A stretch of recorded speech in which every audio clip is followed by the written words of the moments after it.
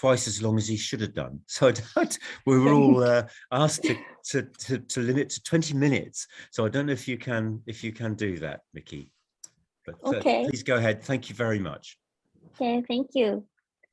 So now, oh, I can't share my slide. Please change the set. I can't. 1 minute, Dr. Yes. Mickey. Yes. Let me check with the. Okay.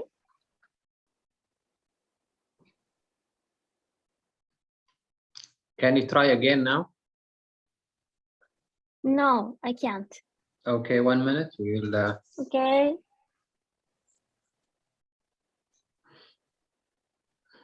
I think Dr. Saad is joining us. He's from the IT. Dr. Saad. اسمها دكتور Mickey. Yes. Yeah, I'm just giving your name to the IT. This is because he's asking me about your name. Dr. Mickey Fuji. Yeah. Yes. Dr. Saad, please connect Dr. Mickey Fuji. Transfer the host to her. He will send the host to you. Yeah. Yeah, 1 minute. Okay. You are the host now, Dr. Mickey. Go ahead. Okay. Okay. Yes. Can you see my slide? Yes, go ahead. Okay. So good afternoon, everyone. Thank you for inviting me to this wonderful meeting. My name is Dr. Miki Fuji, a plastic surgeon from Japan. Today, I'd like to talk about treatment strategy for diabetic foot osteomyelitis. I'm so sorry. I don't have any COI. If diabetic foot ulcer combined with osteomyelitis, treatment becomes more complicated. Appropriate treatment of osteomyelitis is very important to preserve foot and ambulation ability.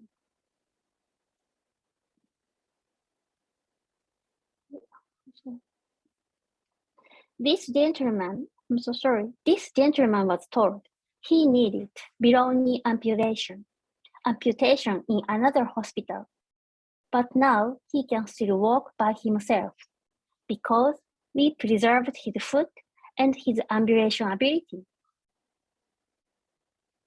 Today, I'd like to talk about 2 topics.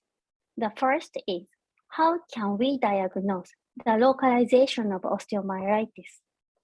And the second is, should we resect all of the osteomyelitis? Let's go to the first topic. Generally, bone infection, or so-called osteomyelitis, occurs as a result of soft tissue infection of the overlying skin ulcer. Here is osteomyelitis, and surrounding bones of osteomyelitis shows bone marrow edema. This is not infection, but inflammation. This is the histopathological findings of the left second toe.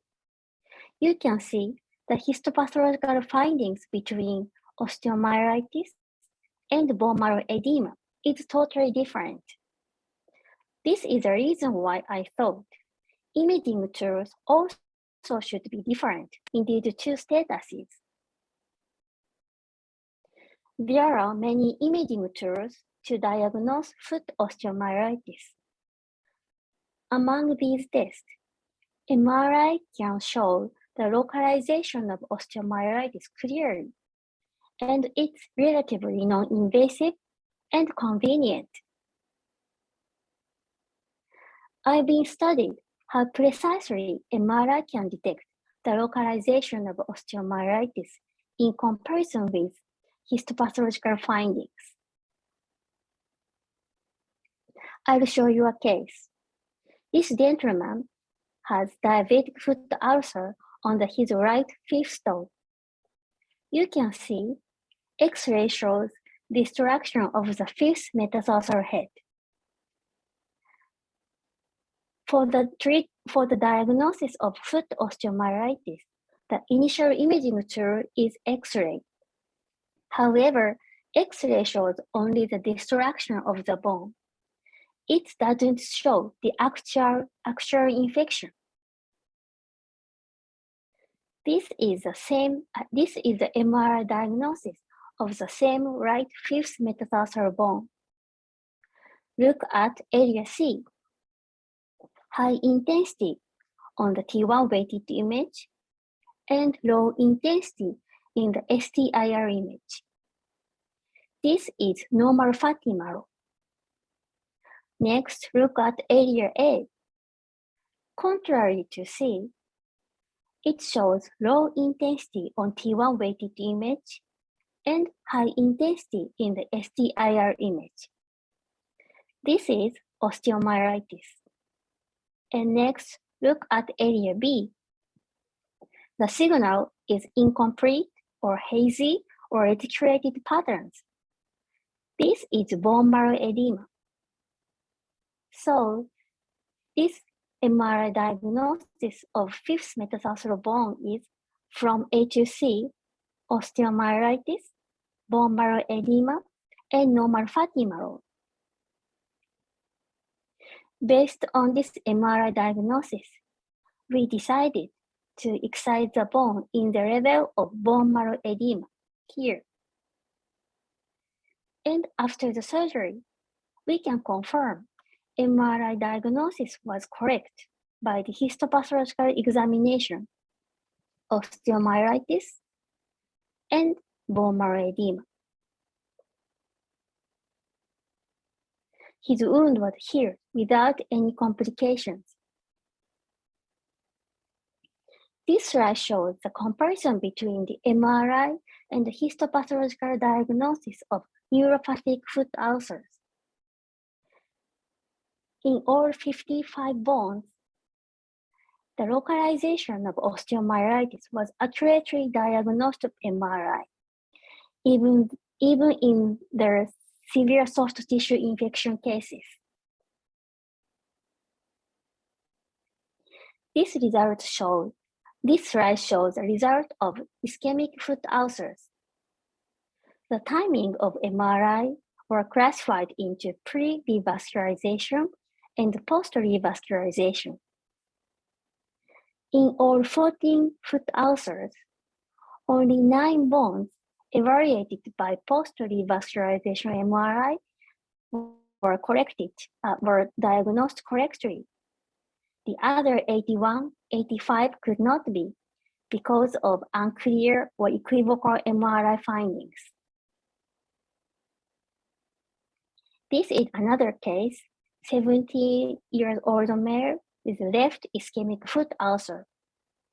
Before revascularization, you can see the images are unclear, so we can't diagnose. But after revascularization, images become clearer.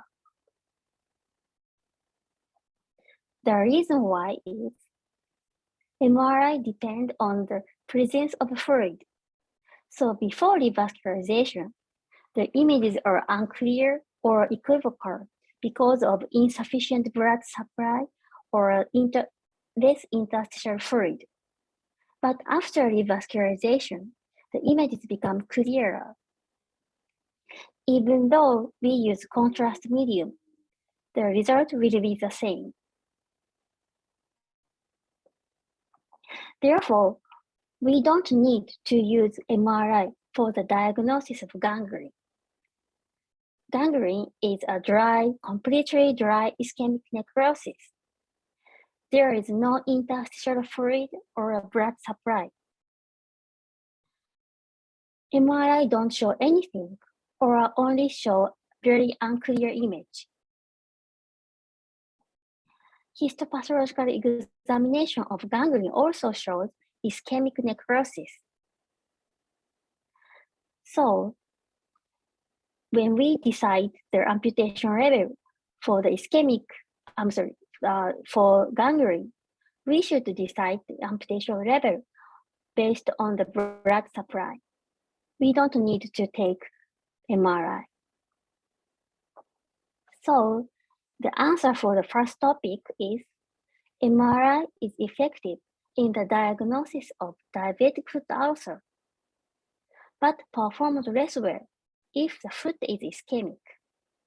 So MRI should be taken after revascularization. Let's go to the second topic. Should we resect all of the osteomyelitis? We compare the need of additional bone resection between two groups. In negative surgical margin group, osteomyelitis was completely resected by debridement based on the MRI diagnosis. And in positive surgical margin group, osteomyelitis still existed. Among the 31 examinations, 5 were positive and 26 were negative. All 5 positive surgical margin group, all 5 surgical margin group required additional bone resection.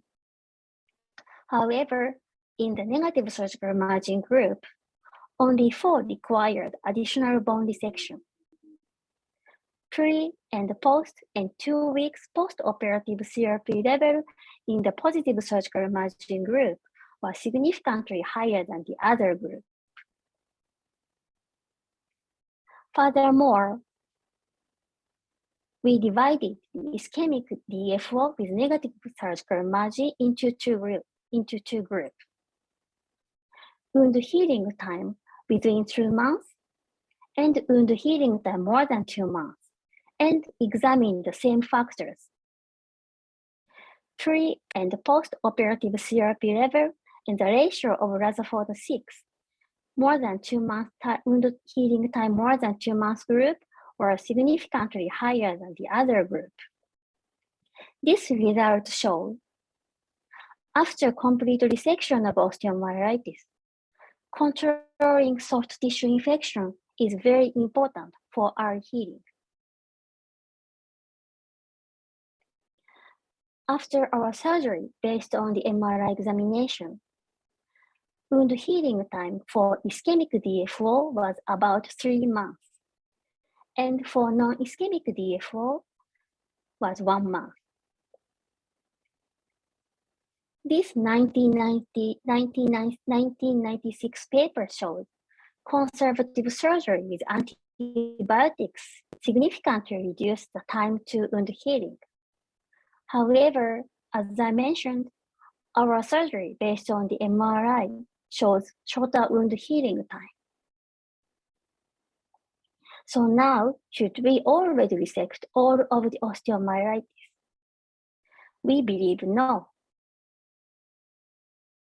If infection can be controlled by debridement or antibiotics, or if the patient is not active, or if we can preserve the wound at rest, osteomyelitis is often cured without aggressive surgery. It cured only conservative treatment, especially for the ischemic patient who cannot be treated by revascularization. I think this conservative treatment is better.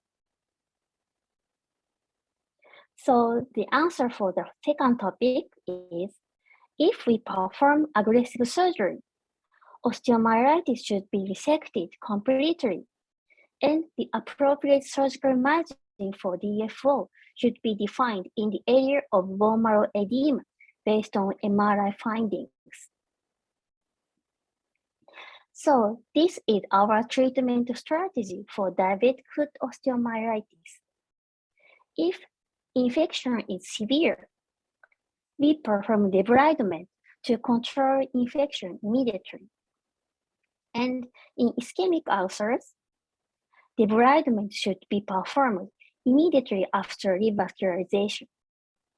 And after debridement, the wound is not closed, and infection is controlled by antibiotics and local treatment. After infection is improved, we perform surgery based on the MRI examination and close the wound. I'll show you a case. This gentleman is a 71-year-old with diabetes and suffering from dialysis. He had a right ischemic infected foot ulcer. His X-ray shows partial destruction of the phalanx and the metatarsal head. This is his MRI T1 weighted image. This MRI was taken before revascularization, so images are not so clear. And the phalanx are gangrene, so MRI don't show clear image. And from this MRI, what we want to know is two things. The first is the exact area of osteomyelitis of the fifth metatarsal bone. The second is if we should excite the other metatarsal bones, because infection already spread along the plantar flexor tendon beyond the fifth metatarsal bone. So from this MRI T1 weighted image, we can estimate osteomyelitis only exists the head of metatarsal bone, and this place shows bone marrow edema. This is his MRI STIR image. We have to take care because we tend to overestimate the area of osteomyelitis from STIR image, because infected edematous soft tissue also shows high intensity in STIR image. So we easily mistake it for osteomyelitis. So when we use MRI, whenever we have to take this into consideration. Based on the MRI examination, we decided amputation level here in the bone marrow edema area. And after the distal bypass, we performed debridement immediately. After the surgery, we can confirm MRI diagnosis was correct by histopathological examination. After additional debridement of infected soft tissue, his wound was covered by skin graft and the wound was healed. This is the same gentleman after 2 years. He had another ischemic ulcer of right first toe. This is his MRI. You can see these images are clearer than the past one because this MRI was taken after revascularization. And from T1 weighted image, we can estimate distal phalanx or osteomyelitis and proximal phalanx or bone marrow edema. In the surgery, actual amputation level was decided not only the area of osteomyelitis, but also area of soft tissue infection. So in this case, we decided to amputate MTP joint level. And after surgery, we can confirm the MRI diagnosis was correct by histopathological examination. Finally, I'd like to say one thing. CT scan can show the bone anatomical structure more clearly. So we should use it combined with MRI in some cases like this. Thank you so much. It was a pleasure to have the chance to present this to you today. Thank you.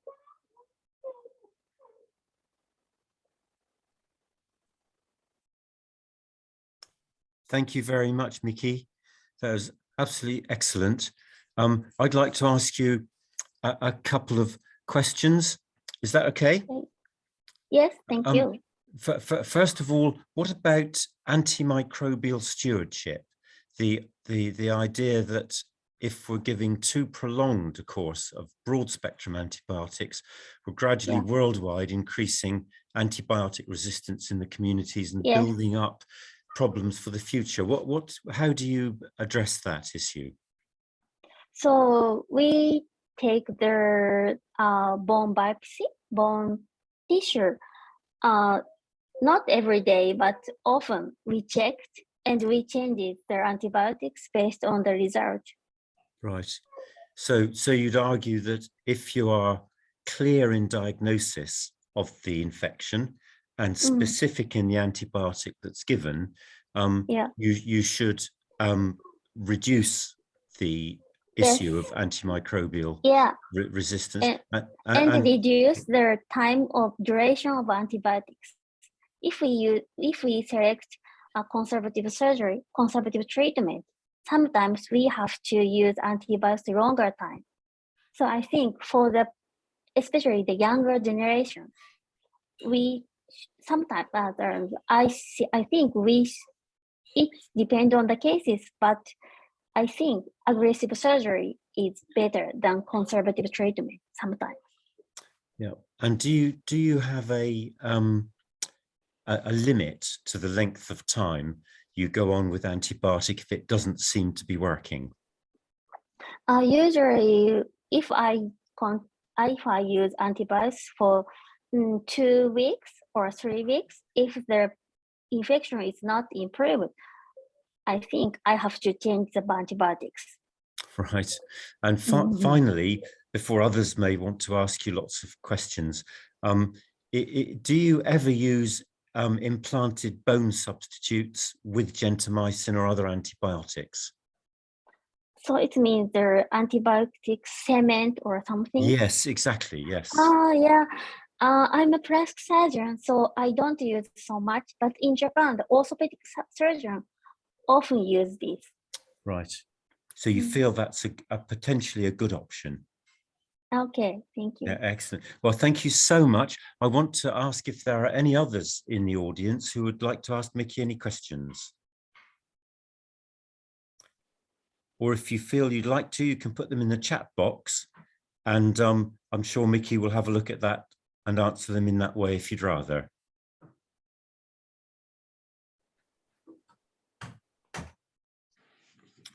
Okay, you've stunned them into silence, Mickey, with your presentation. So thank you very much indeed. That's absolutely excellent. And please do look in the chat box to see if people would like to confidentially, as it were, ask you more questions. And we look forward to seeing more of your work in the future. Thank you. Thank you so much. Very much. Thank you. Right. Now, I want to ask Dr. Al-Arabi, should we go straight on to the next presentation or have a 10-minute break for people to stretch their legs? You are the chairman. It's up to you. A comfort break or not? It's up to you. You are the chairman. Right. Let's have a 5-minute comfort break, and then keep your screens all on, just 5 minutes, and then we can come back to Dr. Ng Bing Wui's orthopedic surgical presentation straight after. Oh, are you here? Are you here on the course? Yes, yes. Excellent. Thank you. Are you happy with a 5-minute break and then? Sure, no problem. It's your course. Well, I'll introduce you after the 5-minute break. Thank you very much. Sure, no problem. Maybe the host could transfer the host so that I could share my screen. Yes, please. Yes. Yeah.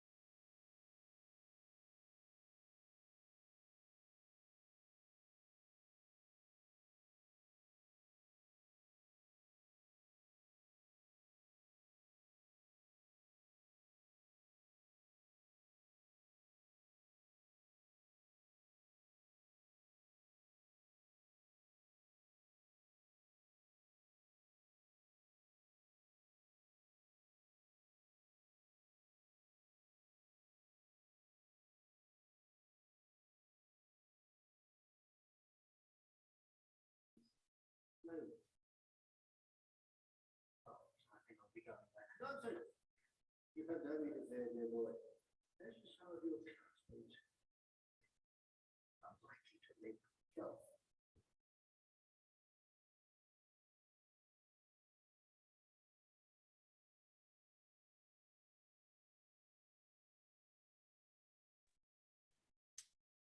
Well, thank you very much. I hope everybody's had time to make themselves comfortable.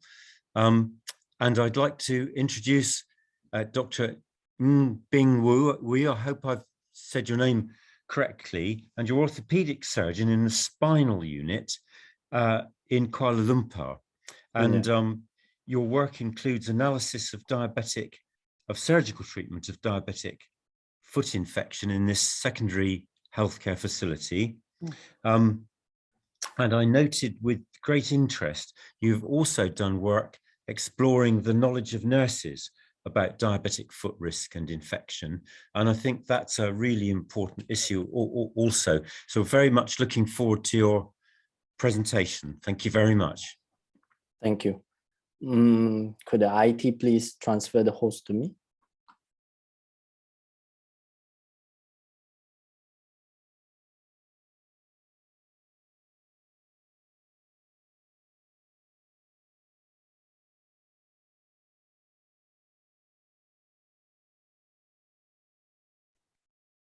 دكتور سعد الهوست هنا دكتور انجي بينغ ووي. انت نقلت الهوست غلط دكتور سعد.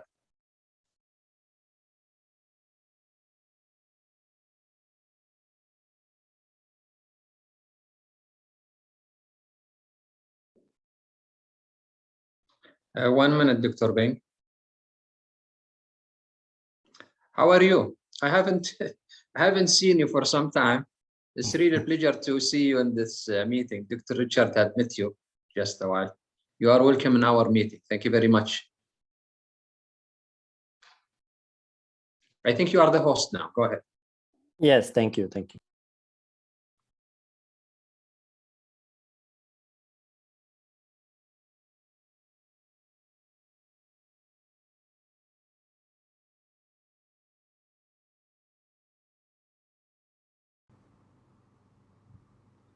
Good afternoon. My name is Ng Bing Wee, and I'm an orthopedic surgeon working at Department of Orthopedics and Traumatology, UKM, Malaysia. Today, I'll present my previous work on diabetic foot infection and surgical treatment in a secondary healthcare center in Malaysia. I have no disclosures. Diabetes mellitus is a non-communicable disease that has reached epic proportions globally. Local studies showed prevalence of population with diabetes among rural and semi-urban regions in Malaysia ranges between 7 to 20%. A Malaysian study in 2011 found that 47% patients with diabetes mellitus suffered from diabetic foot infections. The objectives of the study were to study the patients who were admitted for diabetic foot infection who required surgical interventions. Secondary objectives include the length of hospital stay, types and numbers of surgical procedures, the rate of major amputations, and the rate of recurrent operation required for the patients. This is a retrospective observational study. It was conducted in Hospital Segamat, which is a secondary healthcare center in Malaysia. The time frame of this study ranges from January 2016 to December 2018. Segamat is a semi-rural town situated north of Johor State of Malaysia. It has a population of 190,000 people with an administrative area of 129 kilometers square. All patients who were admitted or transferred to the hospital with diabetic foot infection and underwent surgical intervention will be included in this study.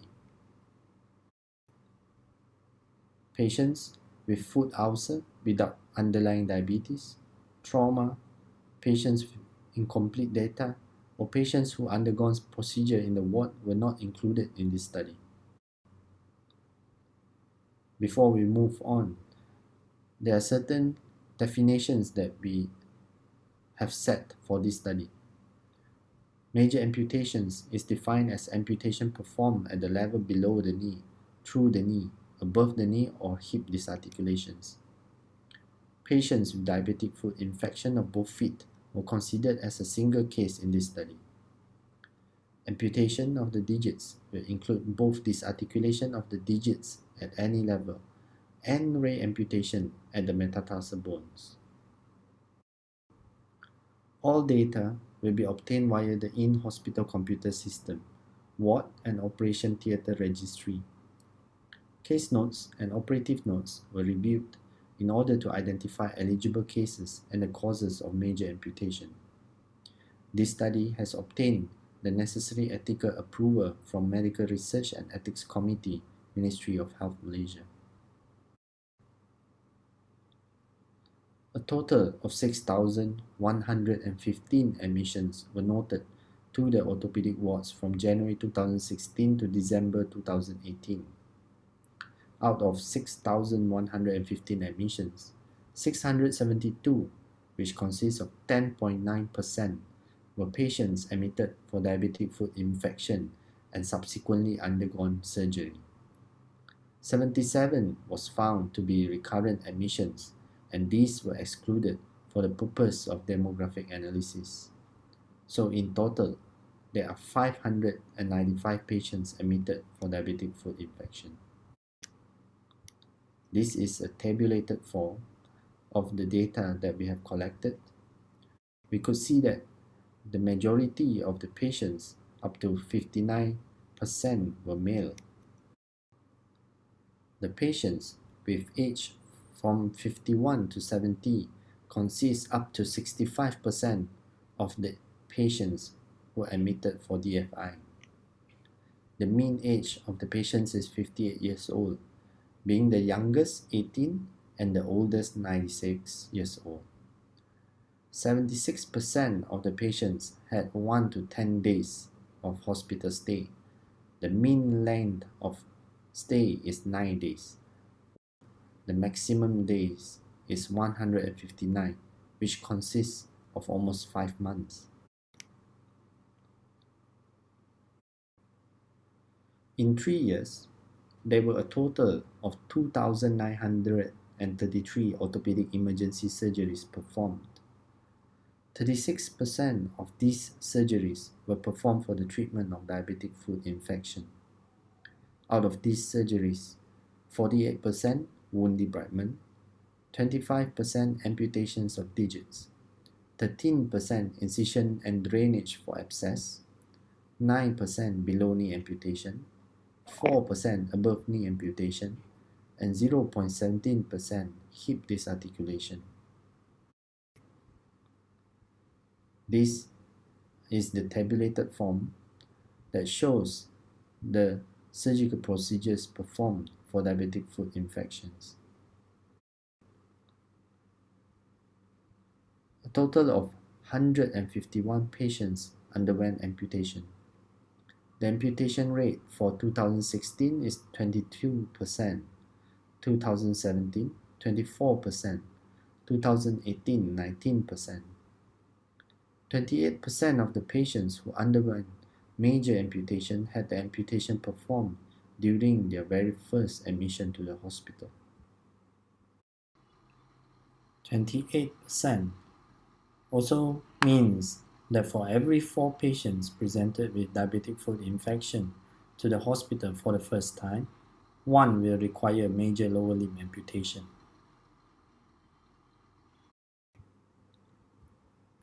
Out of the 595 patients, 241 patients had more than 1 surgery for each admission. 90% of the patients underwent 2 to 4 surgeries each admission. The total amount of major amputation is being shown. The percentage of patients who undergone major amputation has been discussed in the previous slide.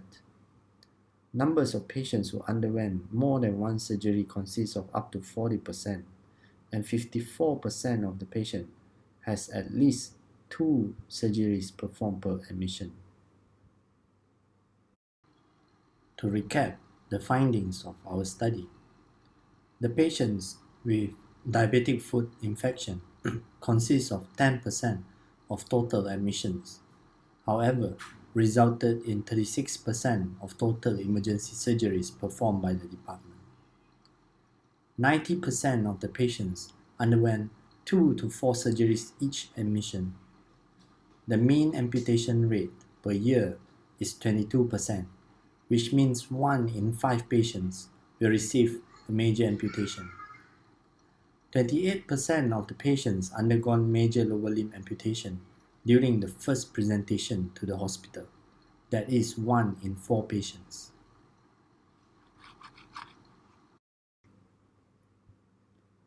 The treatment of diabetic foot infection consumes significant manpower, time, and resources. In this study, the patients with diabetic foot infection only constituted 10% of total admissions to the orthopedic ward. However, the number of surgeries performed were 35.8% of the total orthopedic emergency surgeries. This shows that the medical treatment provided to this relatively small group of patients use up substantial amount of resources. The major amputation rate were comparable with other tertiary centers in the country. The high amputation rate is likely due to lack of awareness regarding diabetic foot care and early signs of infection, resulting in late presentation to the hospital.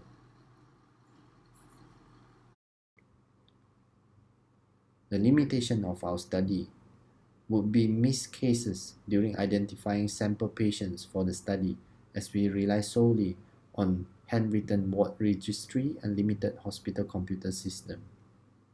We believe that this study can be further improved by using a standardized staging tool to describe the condition of the diabetic foot infection prior to surgical intervention. In conclusion, this study intended to be a pilot study to understand the burden of treatment of diabetic foot infection and serves as a reference for further studies. The long duration of average length of stay in hospital and large numbers of surgical procedures performed reflect the tremendous burden and resources required to cure the preventable complication. This goes to suggest a more holistic and aggressive approach is needed at the initial stage of diabetes mellitus to prevent it from reaching the stage of devastating complications. Thank you.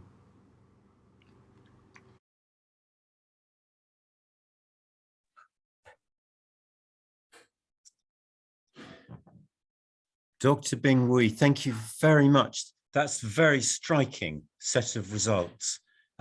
May I ask you some questions about that data, please? First of all, it seems that the percentage, I think you said 27% prevalence of foot infection amongst the diabetic population. Is that a prevalence? That if you take them, that's the percentage that have ever had a foot infection, or is it the percentage in 1 year or one moment in time? Well, the prevalence of 27% was cited from another study previously, which was mainly done by the physicians. So as you know, in orthopedic department, most of the time we would receive patients with active infection. So it is rather hard for us to statistically find out the prevalence from our side. Right. And is diabetic foot infection equal to the same as diabetic foot ulcer that's infected? Did they all have ulceration? Okay. There is a difference. Of course, in my study, we do not include diabetic foot ulcer, which is not infected. No. So So as I mentioned in my slide, for patients with diabetic foot ulcer without infection, let's say some desloughing or debridement is to be done in the ward, they will not be included in my study. Right. Okay. And can you tell us, give us a flavor of what percentage of your patients have foot wounds which are complicated by vascular disease? Okay. Actually, the time when I did this study, it was because when I was practicing in this semi-rural town, the availability of such specialty for diagnosing diabetic foot infection is relatively little. So as you can see that in this semi-rural area, the documentation for presence of vascular disease was not made carefully. So it is rather difficult for me to retrospectively find out for each patient based on the ankle brachial index or whether they could have a vascular disease together. Actually, in that hospital, they do not even have plastic or vascular services. So the orthopedic services is the main services dealing with diabetic foot infection. Right. Yeah. So that's that, and that's why I included that as my limitation, as in a better use of classification or standardized documentation is better in capturing this population. So do you think there's hope that in the future a broader multidisciplinary team will be developed? All these specialty they are available in the tertiary center, but for this small town per se, the nearest tertiary center will be an hour car ride away. So it is. It was in my idea to show to other people that even though people live very far away from tertiary center, but they still suffer from diabetic foot infection, and how do people deal with it? You know, as an orthopedic surgeon, amputation is still being carried out and it is rampant. Yeah, so that is the reason mainly why I wanted, why I did that, and I wanted to show to other people that it is like this. I think this is such important work, and I wanted to also, if I may ask, how did the infections arise? Why did so many people get infected feet? Okay, actually, from my understanding, my idea was that because the population at that area mainly deals with agriculture, for example, like palm oil estate or certain kind of livelihood activities, that they are more prone to having necrotizing fasciitis. And so with the diabetic foot infection, with the underlying necrotizing fasciitis, when they reached the hospital, it was already in a very bad condition, whereby, as you can see, 1 out of 4 patients, they get major amputation during the first time they come to the hospital. Yeah. So I'm going to tease you a bit to say, if tomorrow you could institute a system with the organizers of palm plantations and agriculture, that all the workers had really good protective footwear, or would you tomorrow introduce a whole team of podiatrists to work with them in the community? Yeah, I think in regards of that, Malaysia is different, as in we do not have a podiatry service, and it was not like our previous presenter who presented regarding the podiatry medicine.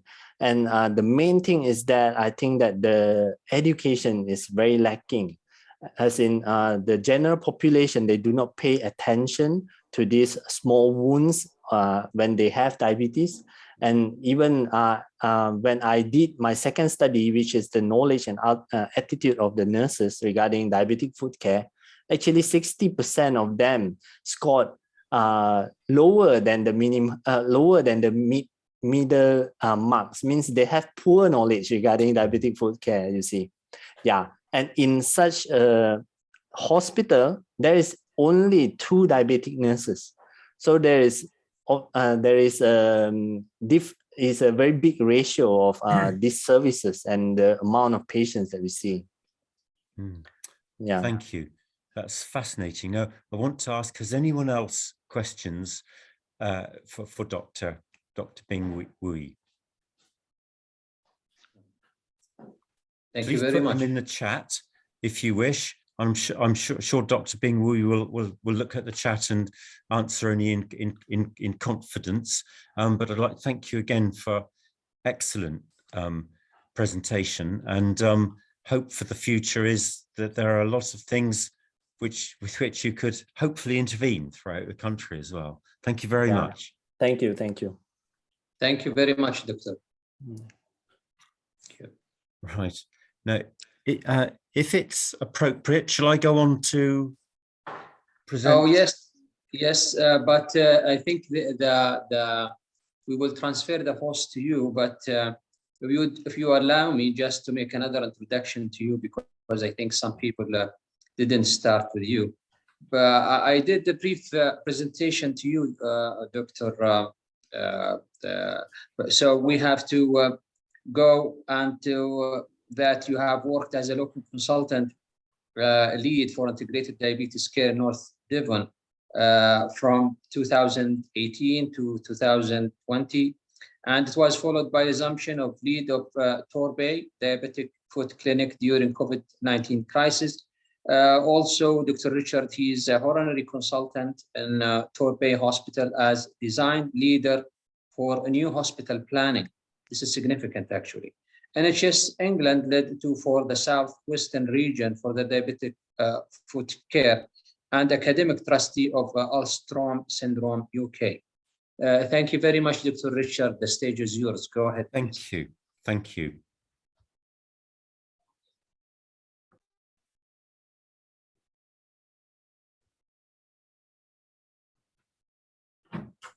Dr. Saad, transfer the host, please. I'm on there, Roz, okay? In a minute. It's coming.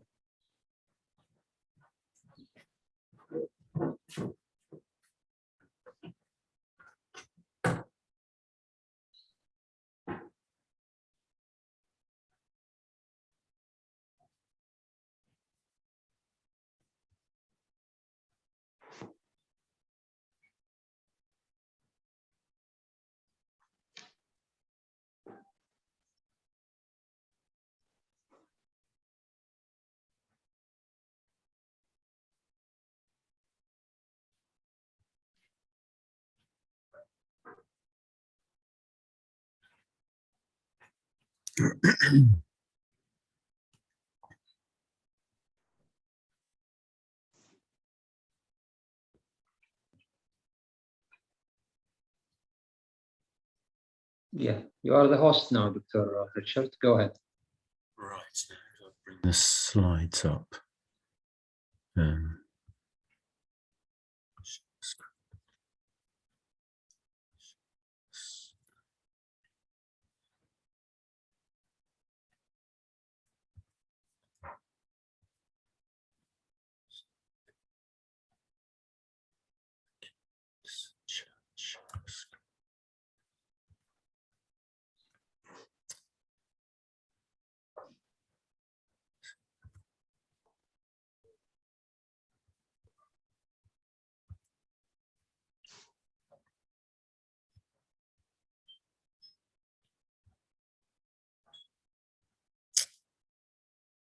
Mm, mm, mm, mm.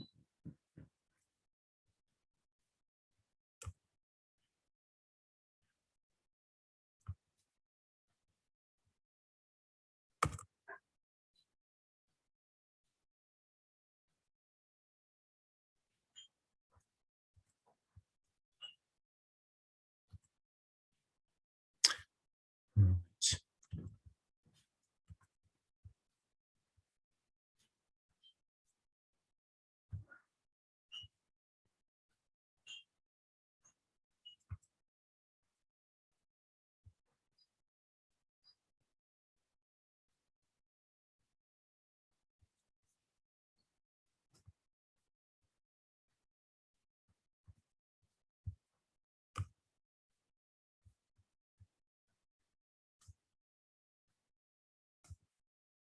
Can everybody see the screen?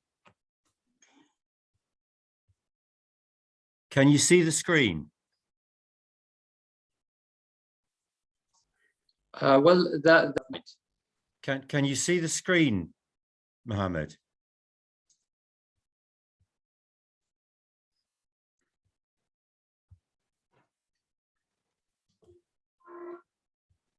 I've got it on my screen, but I can't see it. did you share it? Yeah, I tried to share screen. I've done share screen. No.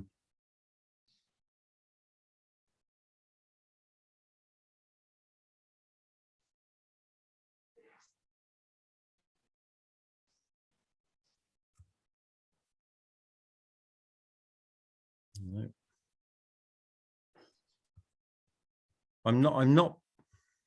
Yes, we are. You are sharing your screen now. Yeah, I need to.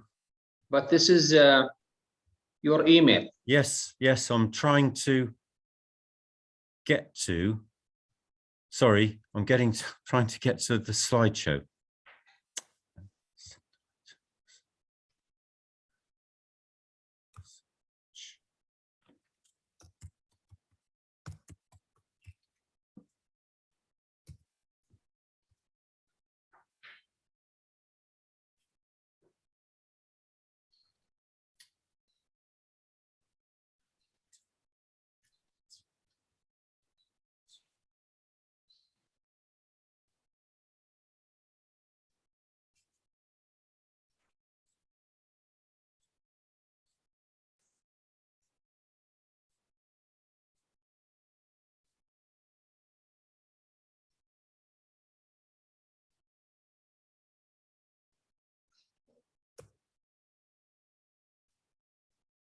Is that better?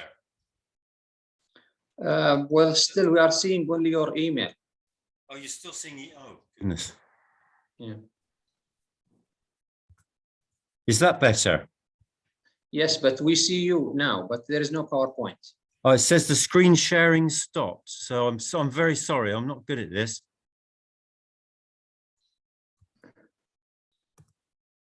How about that?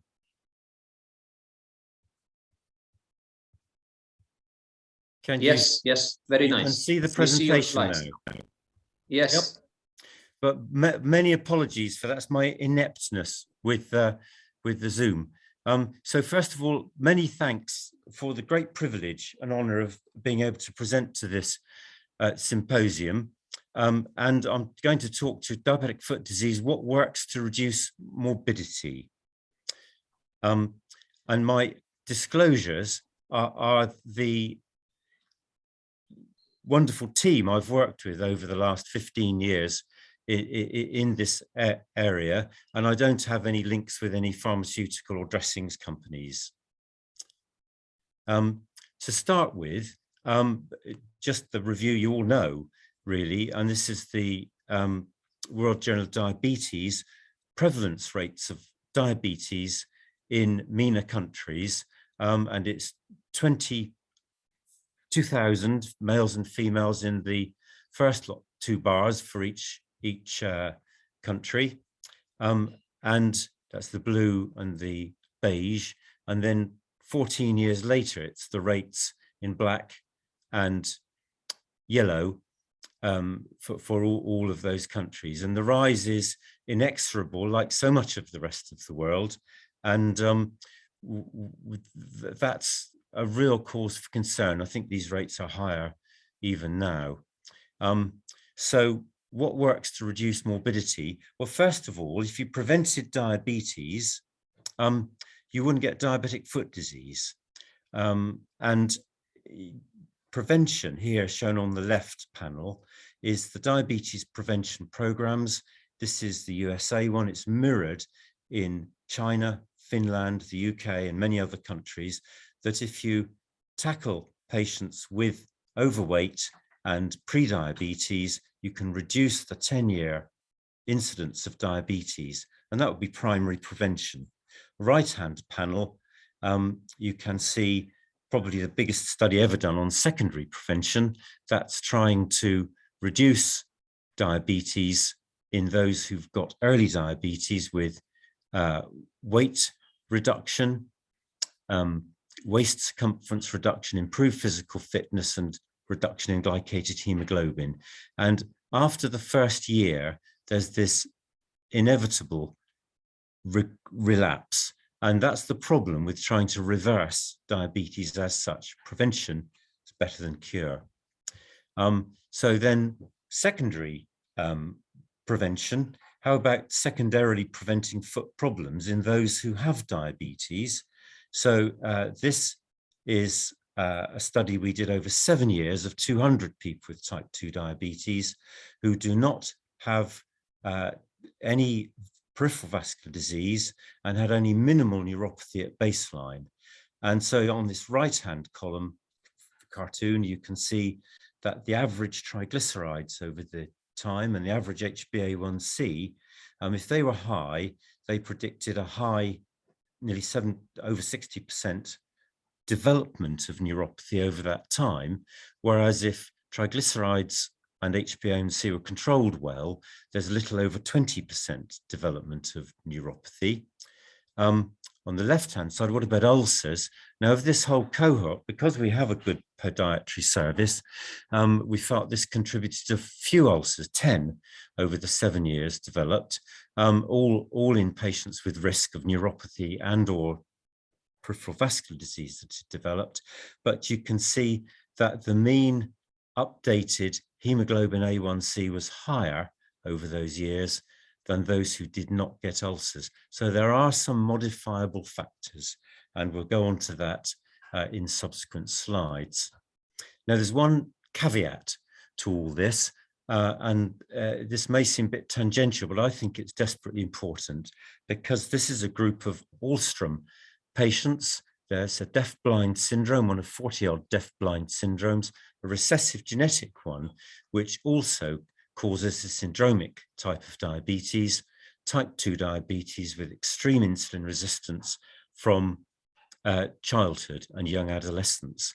And when we studied 40 of these young people and compared them with standard young onset type 2 diabetes, not a part of a syndrome, these folks had absolutely no neuropathy whatsoever. In fact, very, very good foot sensation with monofilament and vibration perception, whereas 30% of the matched young type 2s had neuropathy and 2 had already had ulceration. So I think this is telling us something about the genetics of it all. This is a ciliopathy, this syndrome, and it is quite common in the Middle East in particular. There were 40 cases recently we found in Palestine, in quite a cluster of small towns. So I think that this is something perhaps could be studied with yourselves. But I think that's important. We published it in 2009, waiting for a genius to come up with why that was the case. Now, in terms of diabetic foot disease, we haven't primarily prevented this person having diabetes, nor secondarily prevented their neuropathy. So they've had abrasion on their foot, grit in their sock or something like that they haven't noticed, too tight fitting shoes, and they've developed this infected ulcer. So neuropathy is the underlying basic cause. So what will help that heal up? What would be bad factors for a poor outcome? Well, continued hyperglycemia should be treated. Poor circulation, as we've heard from the Japanese group, is crucially important. Ongoing infection, and above all, sheer stress. And I think that's where attention to detail is so important. So that if this person is coming to hospital, say, get a bed cradle. Not even the sheets should be rubbing against this ulcer. And also keep it dry. It's got to be kept dry while it's healing. And so there are lots of things to do, including obviously antibiotics were indicated to get healing and good ambulation afterwards. When there's ischemia, the risk for bad outcomes it's worse. So infection can cause rapid tissue loss, in addition, because of end arteritis of the small arterioles, in addition to the ischemia. A hallmark of it is painful in spite of the person having neuropathy, most likely to lead to amputation when it's reached this stage. And you've heard a lot about really excellent revascularization, which may mean the amputation can be confined to the foot. So urgent vascular referral is indicated.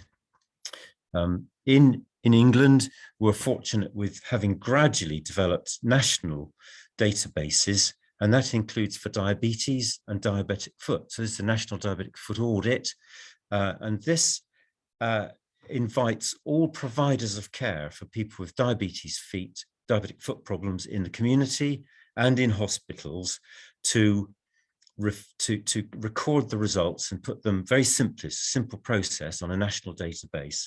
So if you took those with foot ulcers, referred thousands and thousands each year to this database, the null point here would be where the average of amputations per annum. So you can see that there are less if it's just a single and shallow ulcer. If it's a bigger ulcer, ischemia, a deeper ulcer, as well as smoking and so on, then those factors predict a worse outcome and more likely amputation.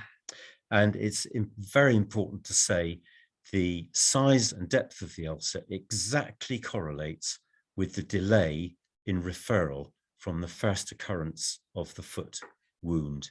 So that's really underscored that thing. Early referral is crucial. A phrase that's used is time is tissue. Now here's a patient, a wonderful patient and friend, very kindly allow us to present his case and his picture. And this illustrates the problem really with undiagnosed diabetes. So this person did not know he had diabetes. Clearly he's overweight, and he came to the A&E department with severely infected foot, as you can see, with a mild fever. He had an HbA1c of 75 millimoles per mole, so he clearly was diabetic person, unbeknownst to himself. The CRP was 80 grams per liter, and he has had, fortunately, a good outcome. He was anticoagulated, deep wound swabs and tissue from debridement showed streptococcus, and so he's treated with penicillins. He's treated with insulin to bring his sugars initially to normal. And his outcome's been good, as I say. 15 years later, he's still alive, well, ambulant, working, and has an intact foot. There was deep debridement was done, and later closure of the wound, but no amputation in that case actually necessary. Now, a word of caution about patients like this, and this was commoner than it is now in England, but patients who present with one diabetic problem with presentation of their diabetes are likely to have other complications. And here's his retina with a maculopathy encroaching on the macula. He's got exudative retinopathy encroaching on the macula. His eyesight was good. Whilst he had focal laser therapy, and again, his eyesight's remained good over all the years since this presentation. He was in his 40s at presentation. Right, so armed with all this experience and concern about very high amputation rates in our part of the region of the United Kingdom, we were the highest. I had the privilege of working with a whole team of experts, and 4 or 5 of us at a time would visit. Now we've accumulated 36 centres in the southern half of England, which we've visited to peer review their diabetic foot services. And that 36 centres represents about 20 million of the population. What did we find? Well, the we found a relationship basically between complication rate and the services required. Here's a cartoon to show if you have 10,000 persons with diabetes in an area, then 2,000 because of neuropathy will be at high risk. And at any one time, 700 persons will have had or will have currently a diabetic foot ulcer. And this is within a British, white British predominantly population. And as an incidence, you would expect 17 minor amputations and 7 majors per year in this population. We had far higher than that. And of the majors, 50 to 90% in an English population like this will have remediable vascular component. Now, on this side of the slide, you can see what's a generic thing, although I've obviously styled this for England and what we found, but the patient and carer have to be at the center of things. The hundreds of patients were reviewed, all of them had recent amputations associated with diabetes in these peer reviews. Patient and carer has to be center stage, and they've got to link with community services, family practitioners, if there is a culture with nursing homes, with them, with the hospitals and with the providers of finance for the healthcare system. All that has to be brought to bear, and overarching the specialized commissioning of vascular services wherever you are, and the orthopedics, so that the patient can be routed through to the higher levels of care when needed. Now, another thing we found was, if you're going to have screening in the community, so you know who's there and who's got high-risk feet, you have to do the monofilaments properly, and everyone who's doing them should have a standard operating procedure and absolutely know how to do them properly. This is a joke. It's a local boat yard where this chaotic notice about when they're there, we close at 5, maybe 4 or 7, might not be there at all. It's amazing when you go into areas and you say, what's your pathway? What does the family practitioner or the patient have?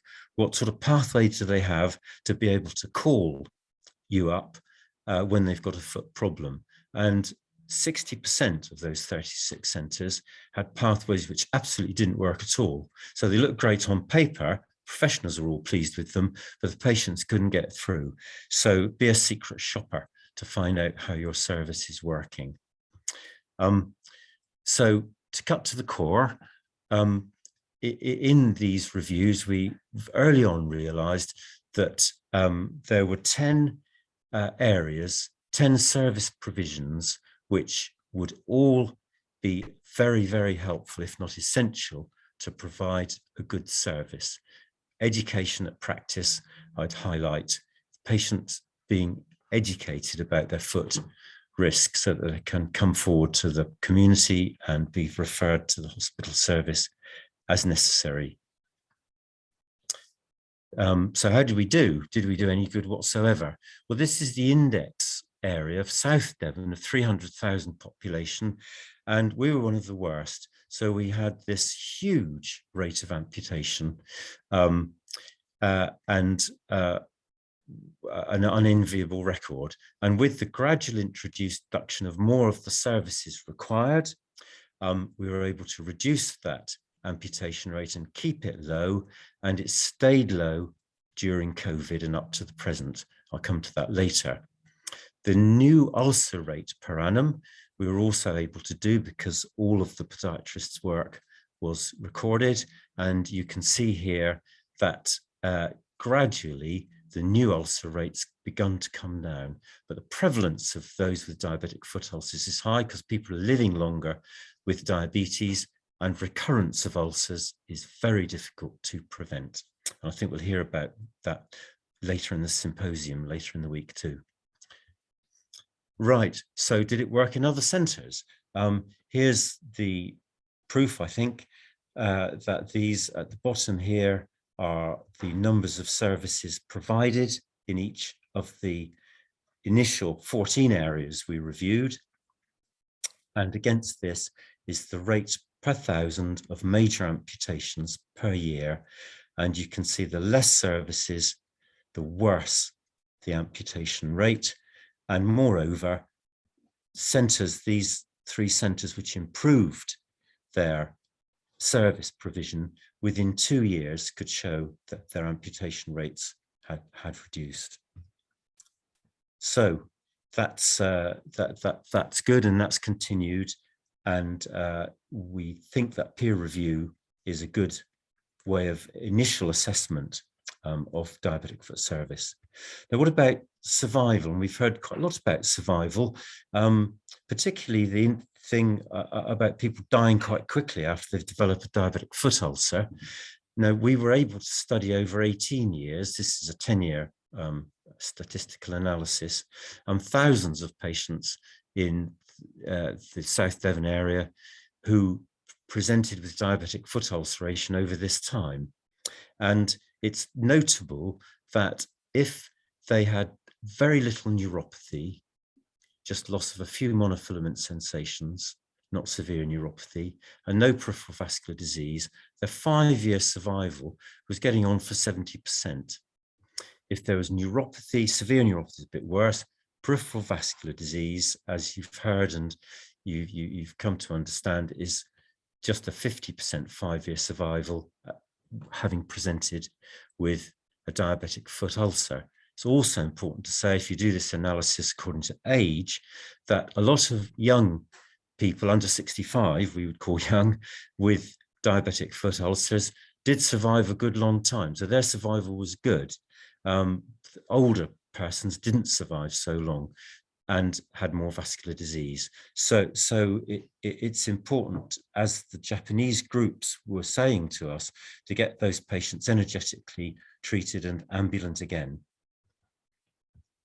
Here's a case study, another case study, and this alludes to the need, which became very apparent, for virtual clinics during COVID in the European and North American countries, which were so hard hit with high rates of COVID, affecting disproportionately those with diabetes.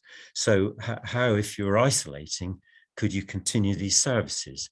So this is a 64-year-old male, type 2 diabetes, 15 years, who's at moderate risk with very distinct neuropathy, awaiting podiatry follow-up, and develops a plantar ulcer after standing on broken glass.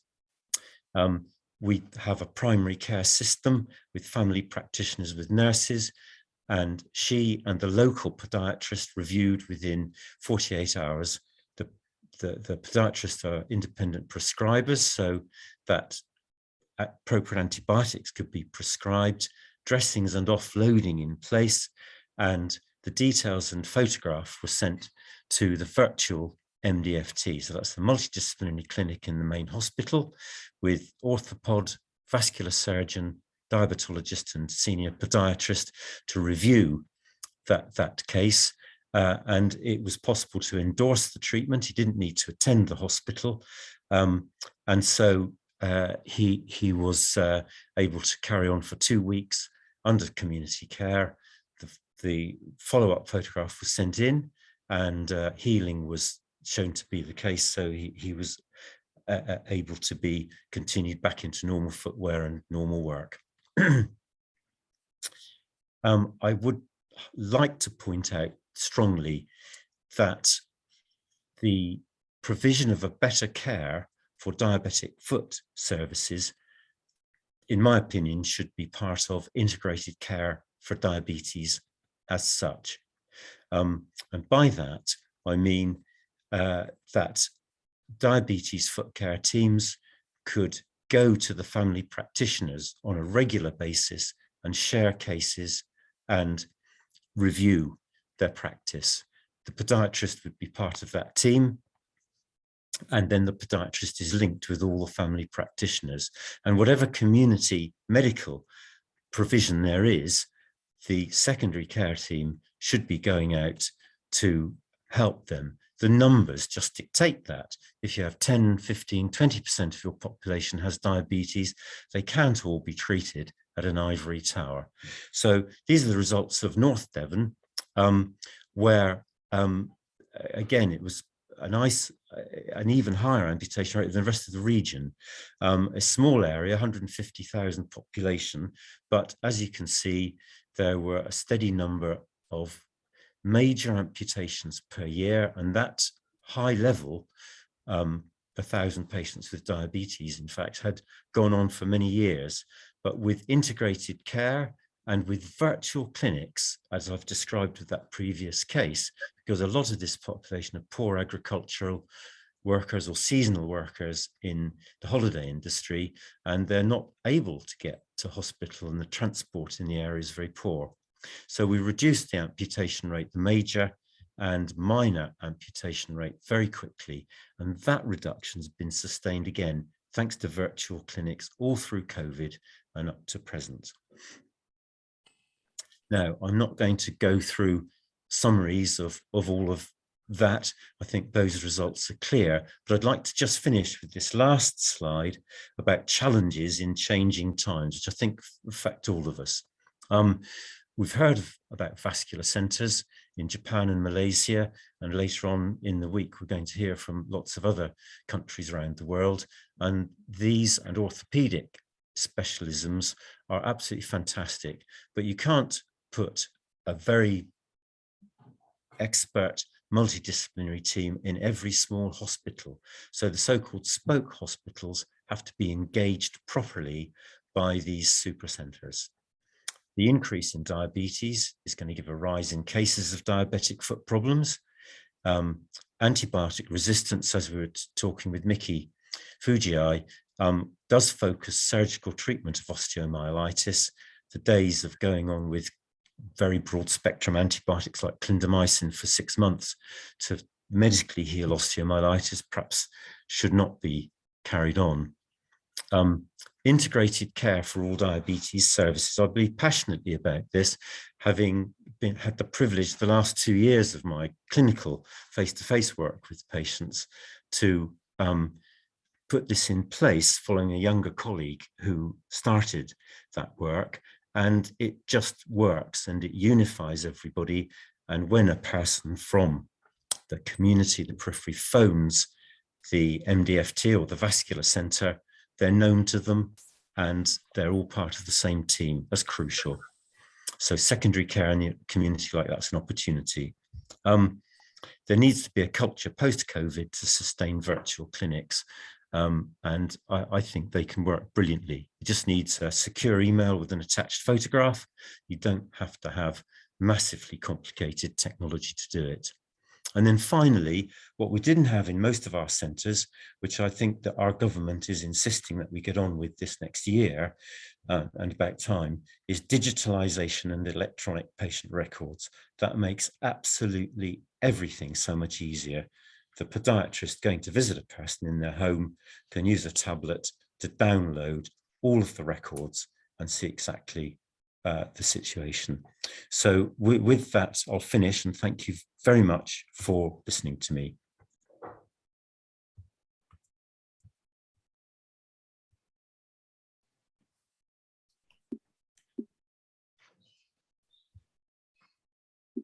Thank you very much, Dr. Richard.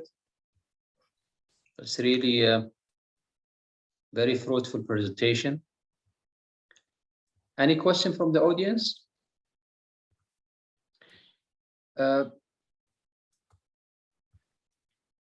Well, to be honest, the virtual clinic, Dr. Richard, is, this COVID-19 makes things completely different. So the virtual clinic, despite its reducing the cost, it's also reducing the chance of infection transmission.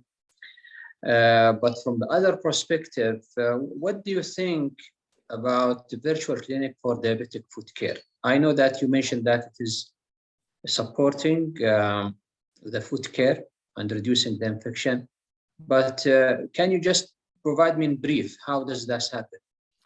Right. Well, the The team, and this is, I think, repeated in many places that do this, but the team in the area of North Devon, there's one main hospital. There's a vascular surgeon, a lead podiatrist, an orthotist, and a diabetes specialist who review urgent cases on a weekly basis. So there's a weekly clinic of 3 hours.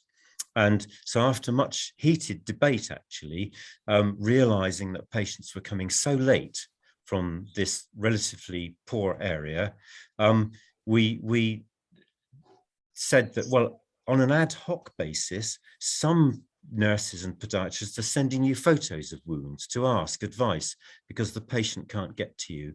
Why don't we formalize that? So we made 1 hour available before the actual multidisciplinary clinic.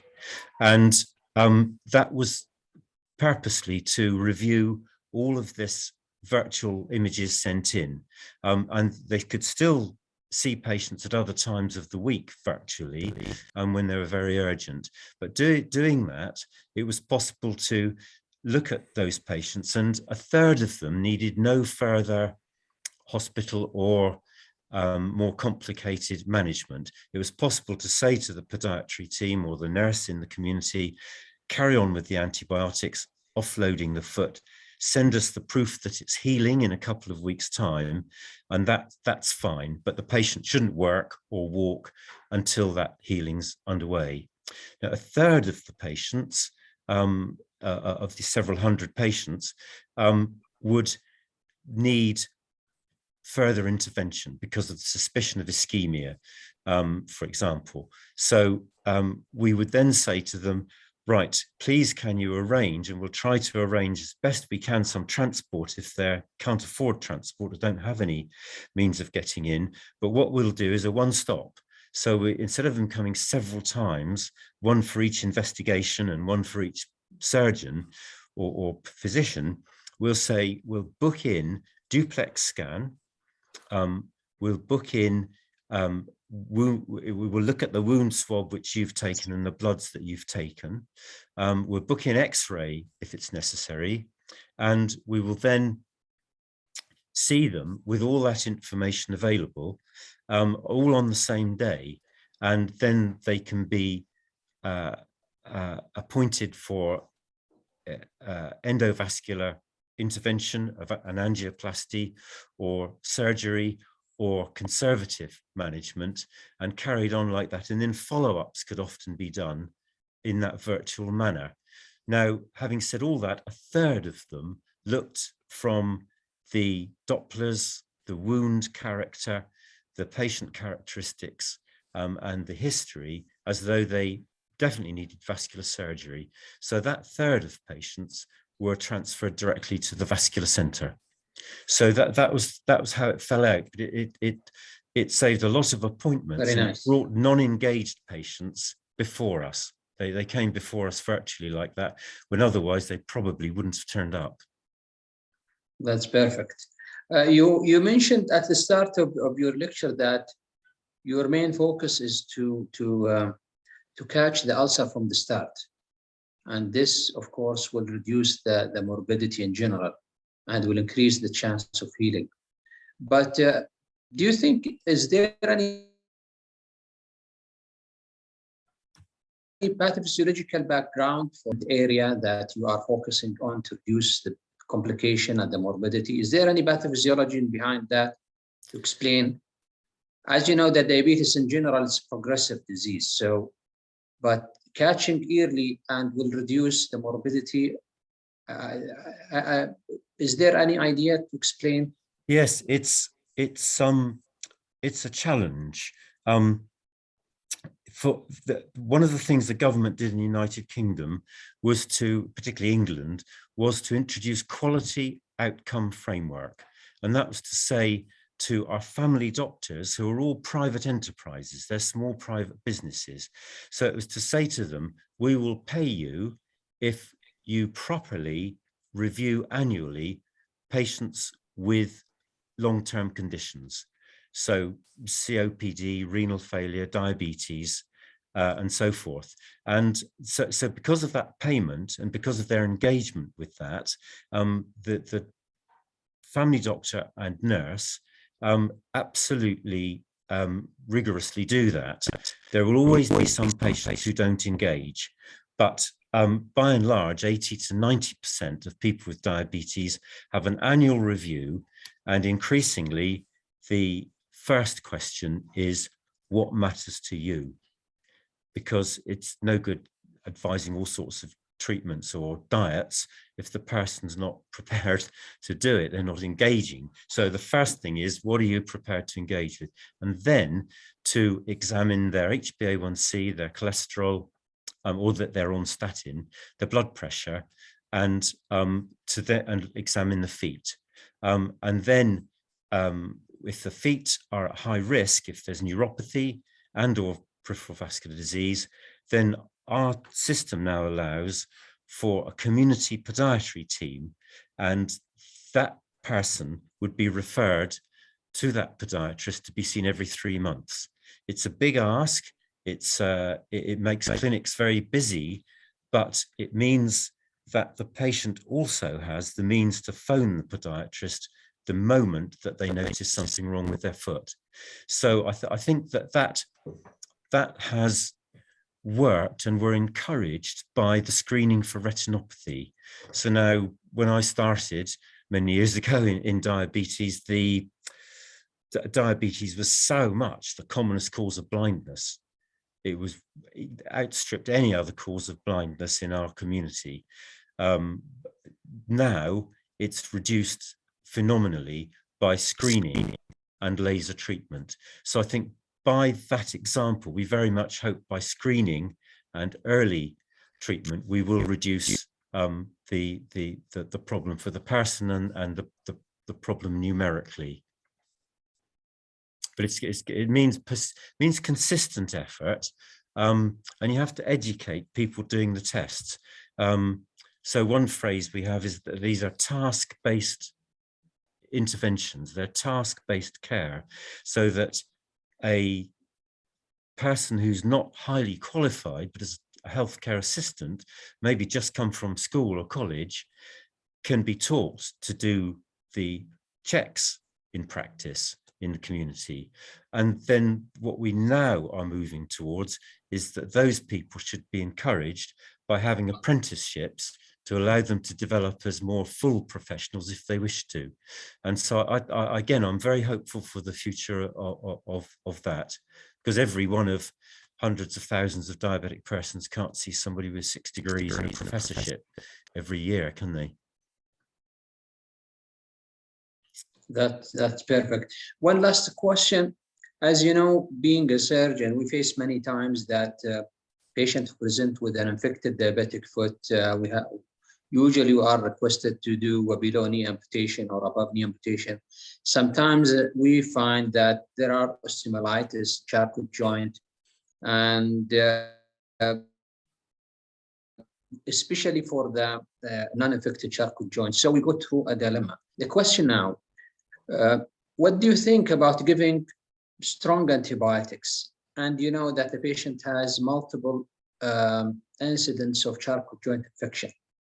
Do you offer another and again and again IV antibiotic? When do you stop giving strong antibiotics? Yeah, it's a very, very good question, and that's one of the most challenging problems, as you know better than I do.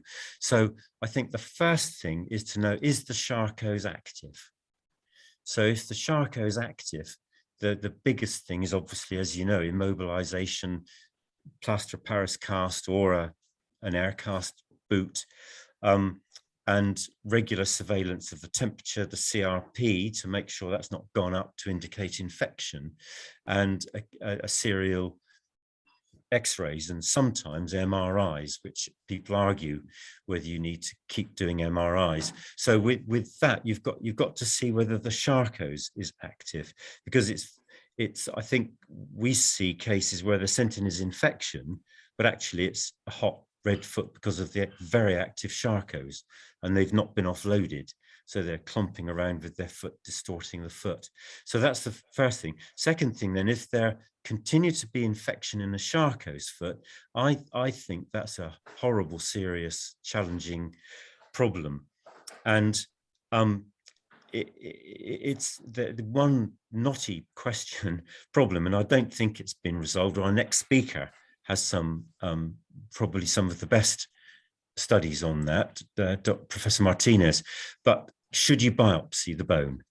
Because you absolutely want to know you're treating the right infection. And we had one case like that where the biopsy of the bone showed a subset of an E. coli type organism, which was only sensitive to Septrin in high doses. Once we got that, the thing was cured. So I think, in short, I think you have to think about settling the Charcot's and intraoperative extirpation of osteomyelitic bone if the infection won't go away with strong antibiotics.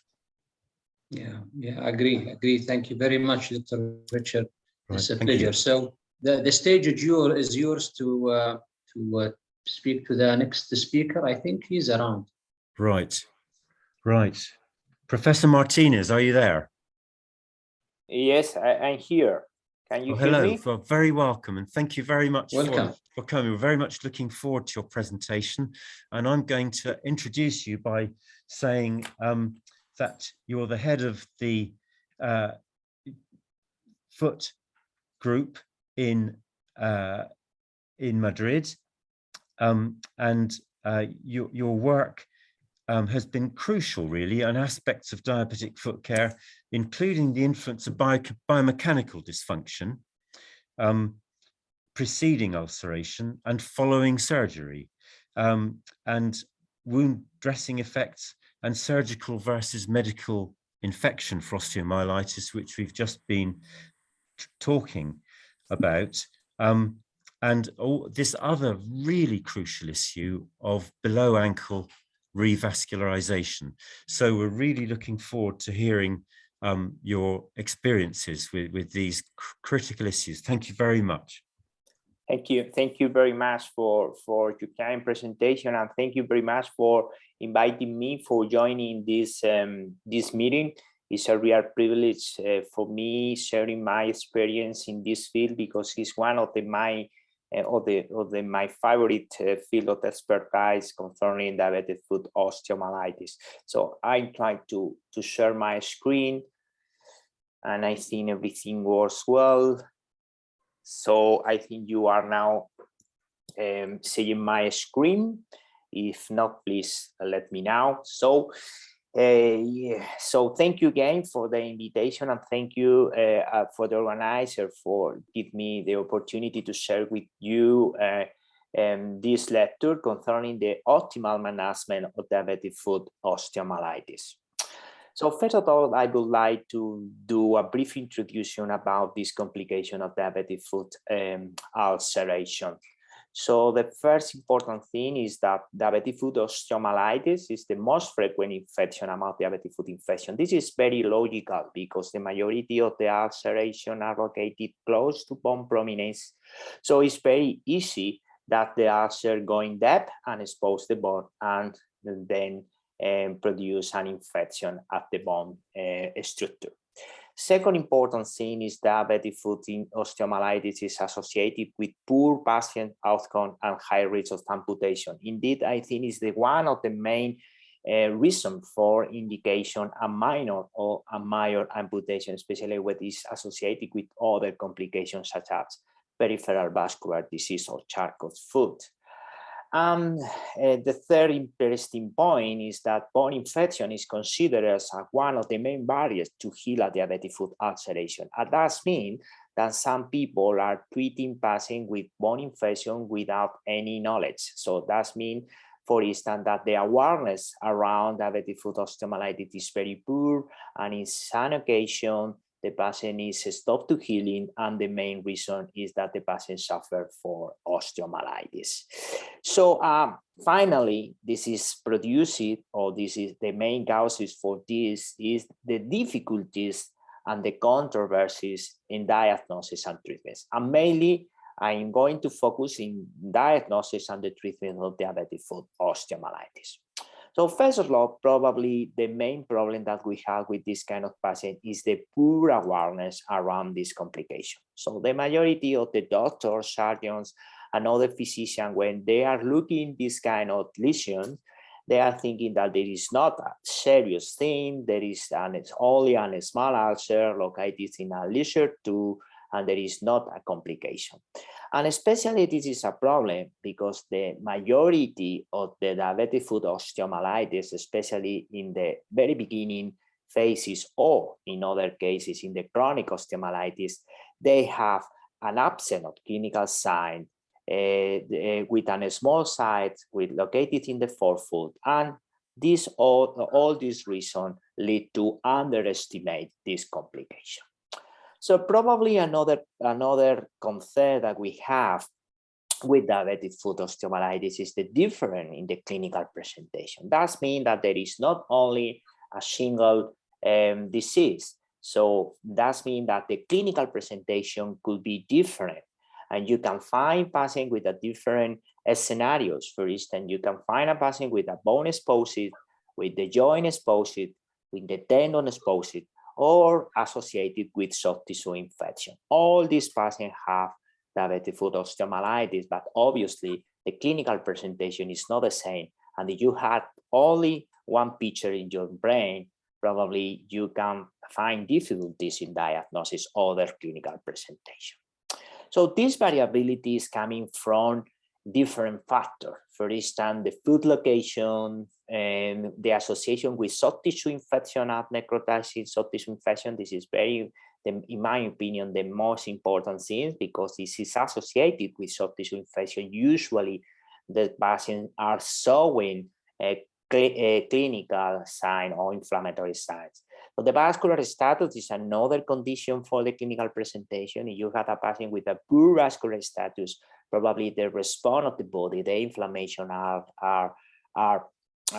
less comparing patient with normal vascular status. The suffering time, of course, is another important thing, especially with the diagnosis and that the previous treatment, and especially with the patient are taking antibiotics. This is a very common thing when you have or you are treating a patient with diabetic foot osteomyelitis. So those factors are joining in and produce a different clinical presentation in this kind of patient.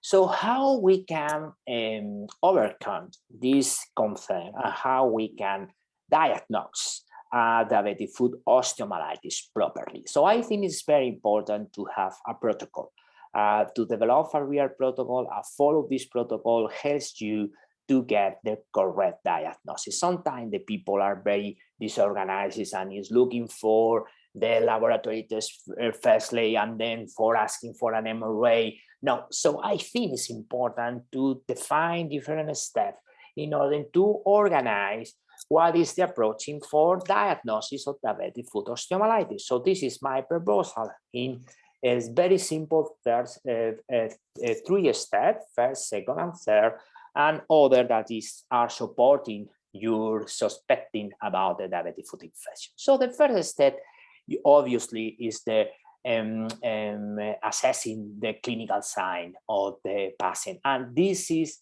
the clinical signs that you can find that are more likely associated with diabetic foot osteomyelitis. So for instance, the bone exposed.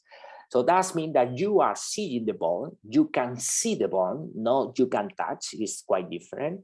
Another important or another common sign associated with bone infection is the sawtooth.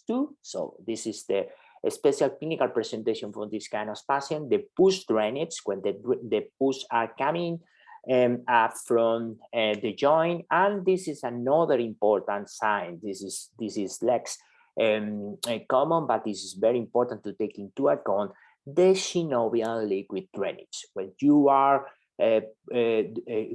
doing pressure in around the metatarsal heft, and you can see how the synovial liquid it came up. So this is, in summary, the 4 most important and most common clinical signs of diabetic foot osteomyelitis. So that means that if you have a patient with these 4 signs, this is likely that the patient suffered from bone infection.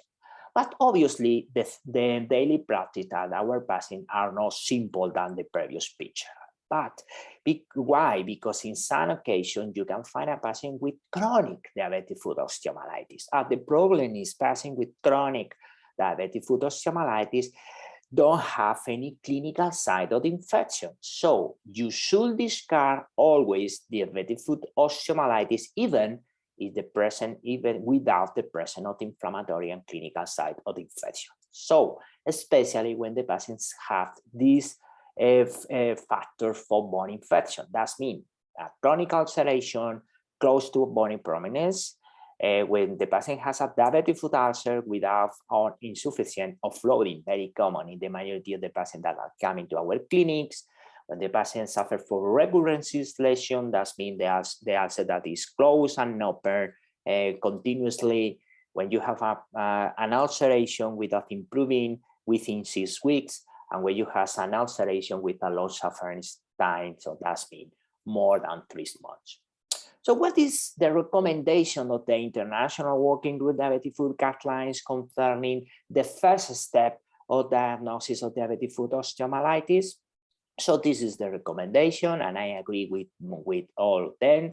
So, and the guidelines say that in a person with diabetes and suspected osteomyelitis of the foot, we recommended using a combination of the prone-to-wound test, the erythrocyte sedimentation rate.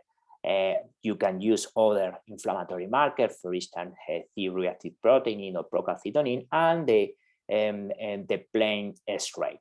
So this is the second step. The first step, in summary, is the clinical assessment, and the second step is the combination of this kind of tests. But the most important thing, in my opinion, is that the international guidelines don't recommend the use of the MRI at the first step in diagnosis of diabetic foot osteomyelitis. This is an important message, especially for physicians, surgeons, doctors working in a hospital, when always the first step is an MRI. No. The recommendation is to use another kind of diagnosis, and especially because the MRI need a waiting time, and obviously is more expensive. And with the combination of these tests, you can do a proper diagnosis with the cell level of validation. So the recommendation is to use this combination of these two tests, the combination of prone-to-wound test and the combination of the simple X-ray. So the prone-to-wound test, so I think that the majority of you know very well, is the test that consists in introducing a metal force through the ulcer, trying to touch the bone. And then X-ray is a simple X-ray. Okay, when you have both positive, so you can touch the bone and you can see any change on the X-ray, the combination of these both tests has the same validation of an MRI. So this is very, very important to remind. So remember, this is the same validation with the MRI. So the use of when you are using a simple X-ray, you can see different changes. Just the problem with the simple X-ray planes is that you need at least 2 or 3 weeks for showing the change in the plane. So this is the main problem with the X-ray, and for this reason, the X-ray have a very low specificity. But remember that it's very important, always in combination with the prone-to-wound test. So what kind of change you can see or you can look into in a plain X-ray? This is a table coming from the international guidelines, but especially this is a summary. You can see a cortical disruption and affected of the bone marrow as a question, or finally a periosteal reaction. Especially, it's very my recommendation always. You have to try to find any change in the cortical disruption, because remember, the infection in the bone is produced by contiguity with the ulceration. So what about the other kind of imaging test? Of course, has a role for instance, especially the MRA, and has a role the MRA, especially when you have a patient with Charcot foot. It's seen that according with the literature, this kind of test is less effective in ischemic patients. That's in a limitation, especially in Europe and United States, with the prevalence of patients with peripheral arterial disease is very high. But of course, when you have a patient with a combination with Charcot foot, osteomyelitis, you need an MRA because it's quite impossible to analyze if is there any change in the S rate. So basically, this is the first step when you have a patient with Charcot foot. So look at this clinical case. We have a patient with apparently no showing or no exposed bone. It's not possible to see through the ulcer. The protuberant test is not clear. The S rate, because it's the calcaneus bone, is not clear. But you can see how the patient has cellulitis up to the limb. And when we performed the MRA, you can see here how in the center of the calcaneus, on the cancellous bone, you can see how the bone is affected. So in this case, of course, MRA has an important play. So especially the MRA could be very helpful when you need to do a differential diagnosis with Charcot foot, especially in the previous case that I showed, when you have a bone infection in a cancellous bone, and when you need to evaluate the depth and the distribution of soft tissue infection, or you need to control the evolution or the worsening of improving all the treatment, or in the case that the previous tests are not conclusive. In my recommendation, of course, is probably the first and the second step that I proposed is very useful, and the forefoot osteomyelitis, but when you have passing with a serious infection in the midfoot or the wrist foot, of course, perhaps it's necessary to do the MRA. Okay, so the diagnosis confirmation is only able to do by the microbiological corpus and the histology. The main problem that we have here is how to take the bone sample. The recommendation coming from the guideline is to perform a percutaneous bone biopsy or to perform an aseptic surgery. So my preference is supporting the aseptic surgery, especially because the percutaneous bone biopsies have some limitation, especially because you have to take exactly the piece of bone when the infection are located. So in this case, it's quite difficult to do if you are not performing a surgery. This is a limitation, and especially it's a limitation when you want to treat the patient only with antibiotic, because of course you need the result of the isolation from the culture. So this is linking with the second part of my lecture. This is what is the best treatment about diabetic foot osteomyelitis. So without any doubt, in the last decade, we could see fighting between two positions. One opposition, especially from surgeons, that are defending the surgical management of diabetic foot osteomyelitis, and on the other hand, the medical position or the physician position supporting the approaching by only medical therapy of antibiotics. So how we can achieve this discussion, or what is the main message coming from the literature or the evidence? So my first conclusion or the first consensus is that the osteomyelitis, remember, is not a single disease. So if it's not a single disease, obviously we need more than one treatment for managing this kind of patients. So definitely, I think this is a huge consensus. So obviously this is different presentation, and we need to apply different kind of treatment to get the final success of this virus patient. So let me start with the indication for surgical management of diabetic foot osteomyelitis. So that's mean in what condition the surgery is the more recommended treatment for this kind of patient. So that means when the infection is associated with substantial bone necrosis of the exposed bone, when there is a persistent sepsis of the patient, when the patient cannot be treated on a patient basis, when there are complications associated with the use of antibiotic, where there is a resistant antibiotic, of course, where is there any vascular impairment on the foot, when the patient has a preference for surgical treatment, and especially if you have the patient hospitalized. So this is the main indication for surgical management. But in summary, we can say that there is a strong or moderate agreement for indicate surgery when you have a substantial bone necrosis of the bone affected, when you have a patient with an immediate risk for limb loss, when you have an infection associated with soft tissue infection and necrotizing soft tissue infection, especially with necrotizing. And of course, the osteomyelitis is associated with the presence or an abscess that is necessary to drainage. So in summary, when surgical debridement is required as a part of control of spreading infection. Of course, when we are talking about surgery, we need to discuss what kind of surgery. So unfortunately, the classical surgery approach are thinking only in amputation. But I think that we need to do an evolution for another indication or for another kind of surgery that's been conservative surgery. And what conservative surgeries mean?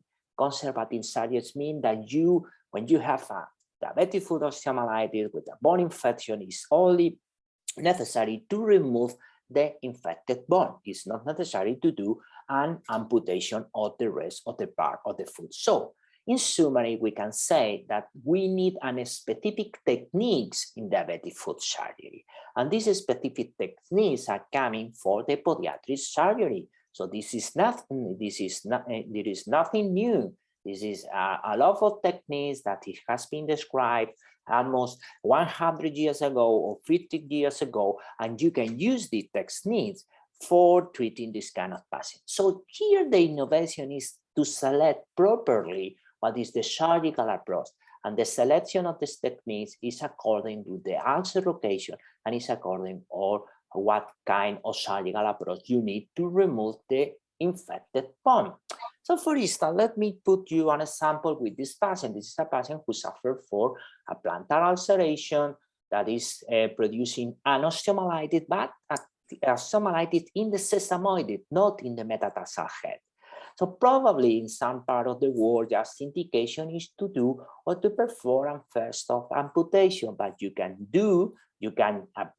manage only to remove the sesamoid, because this is the only body infected. You can go through the bone in a different area. This is a dorsal incision on the dorsal area of the foot. You can go through the joint. You can remove the sesamoid, and then you can see how the patient is healing without the necessity to perform a first-stop amputation. So, in summary, we need a surgical strike action very located with the infection itch. This is another clinical case. This is a young patient that came into our clinic with the indication for the general surgeon for the first-stop amputation. And why? Because the patient suffered for fever, has been admitted for the emergency care during the weekend, and after the antibiotic regime, the general surgeon, indicate the first-stop amputation. A patient with 50 years old, 30, so very young patient. If you are performing a first-stop amputation in this kind of patient, probably this patient has a new ulceration for the recurrent transverse lesion. So why to perform this first-stop amputation? So this is the report coming from the hospital.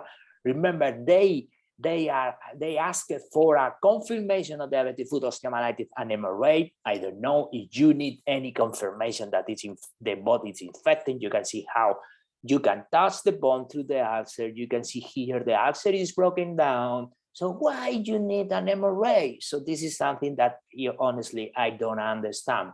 And you can see here what is the management of the patient inside the hospital with the use of the clindamycin. And the general surgeon proposal is the first-stop amputation. First-stop amputation. So why?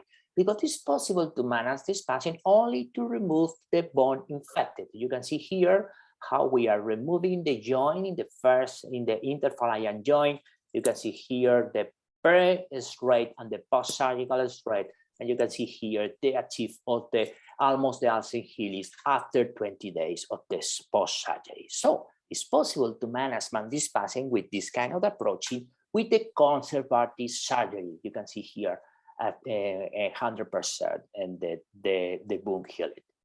So, but the problem is the different location need for different techniques. Another important or common location is the metatarsal diabetic foot osteomyelitis.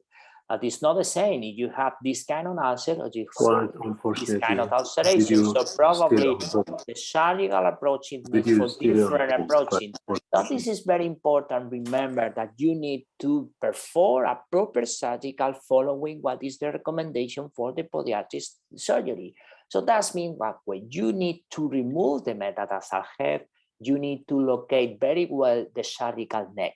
The surgical neck is just the part of the bone when you need to do the cutting of the bone for removing. And what this is very important, because if you are removing more amount of bones that the necessary, you can alter the parabole or the metatarsal, and you can produce unrecurrence through the transverse lesion. So that means that this is very common when you are performing a metatarsal hair resection. So you have to take in mind, in order to avoid the reulceration, what is the probability that the new ulceration is producing when you are removing a metatarsal head, and is especially concerning when you are removing the first, the second, or the third metatarsal head, because it's more associated with a new ulceration.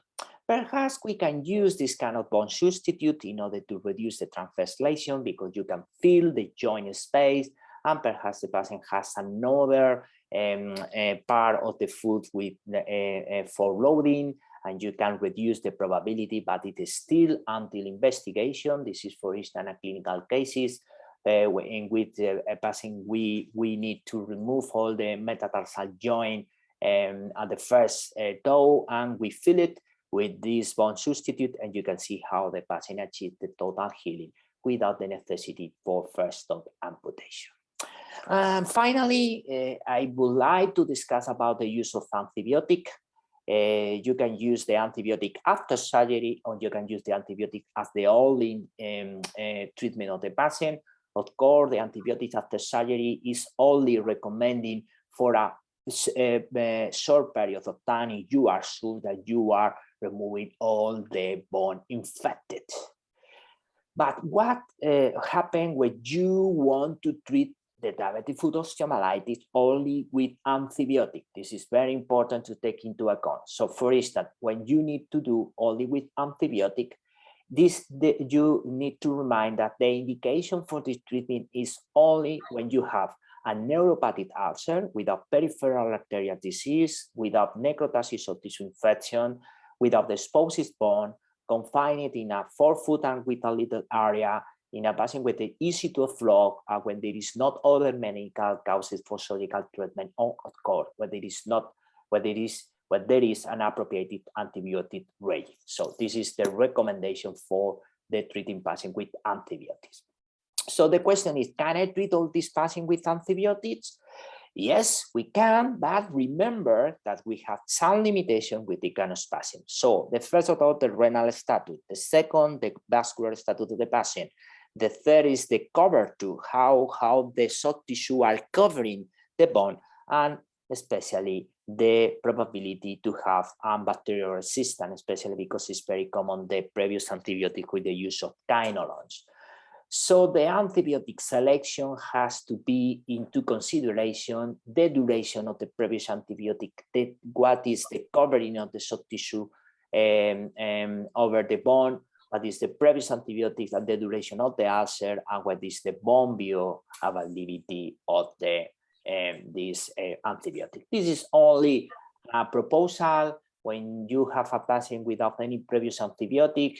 Of course, you can adapt according with your local protocol, but the most important thing is to take into account the difference in between the mild infection and the severe infection, and especially when you have bacteria resistant involved in the bone infection.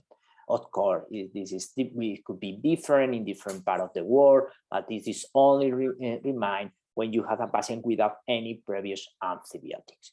What about parenteral administrations of antibiotics? So this is very controversial because the majority of the doctor, I think the majority of us are thinking that it's better to administrate intravenous antibiotics, but the literature demonstrates that there is not any benefit to administrate intravenous comparing oral. So that means that there is not any benefit. It seems that this could be beneficial when you are treating patients with serious infection, but after 4 or 5 days, it's the same if you migrate or you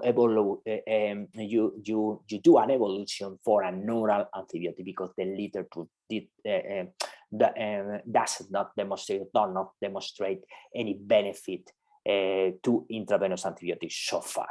About the duration of the therapy, remember that it's very important. The recommendation of the literature is to treating the patient at least during 6 weeks, but remember that it's important. If you don't have any clinical improve after 2 or 4 weeks, it's very important to reconsider the necessity to take a culture or the necessity to perform a surgery.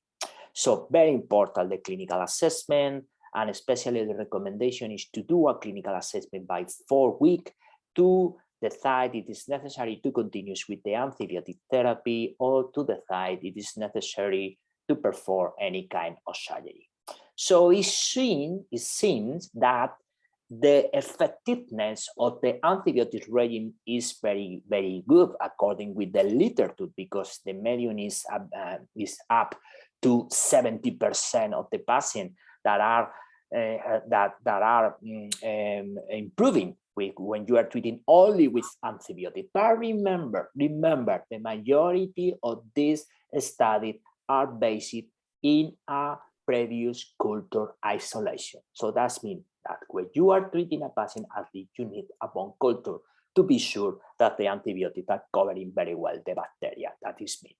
Another important concern when you are treating patients only with antibiotics is how to be sure that the osteomyelitis has been cured or is cured. So this is another problem. This is some suggestions, so you can analyze the change on the rate. You can assess the inflammatory signs or the inflammatory marker. But in this recent publication that we published in Journal Clinical Medicine, we demonstrate that perhaps the erythrocyte sedimentation rate is the best inflammatory marker in order to guide you in this kind of patient that is possible to have a complication. And especially because it seems that it has a predictive role in the follow-up on this patient. So in conclusion, we can say that diabetic foot osteomyelitis is the most common infection among diabetic foot infection.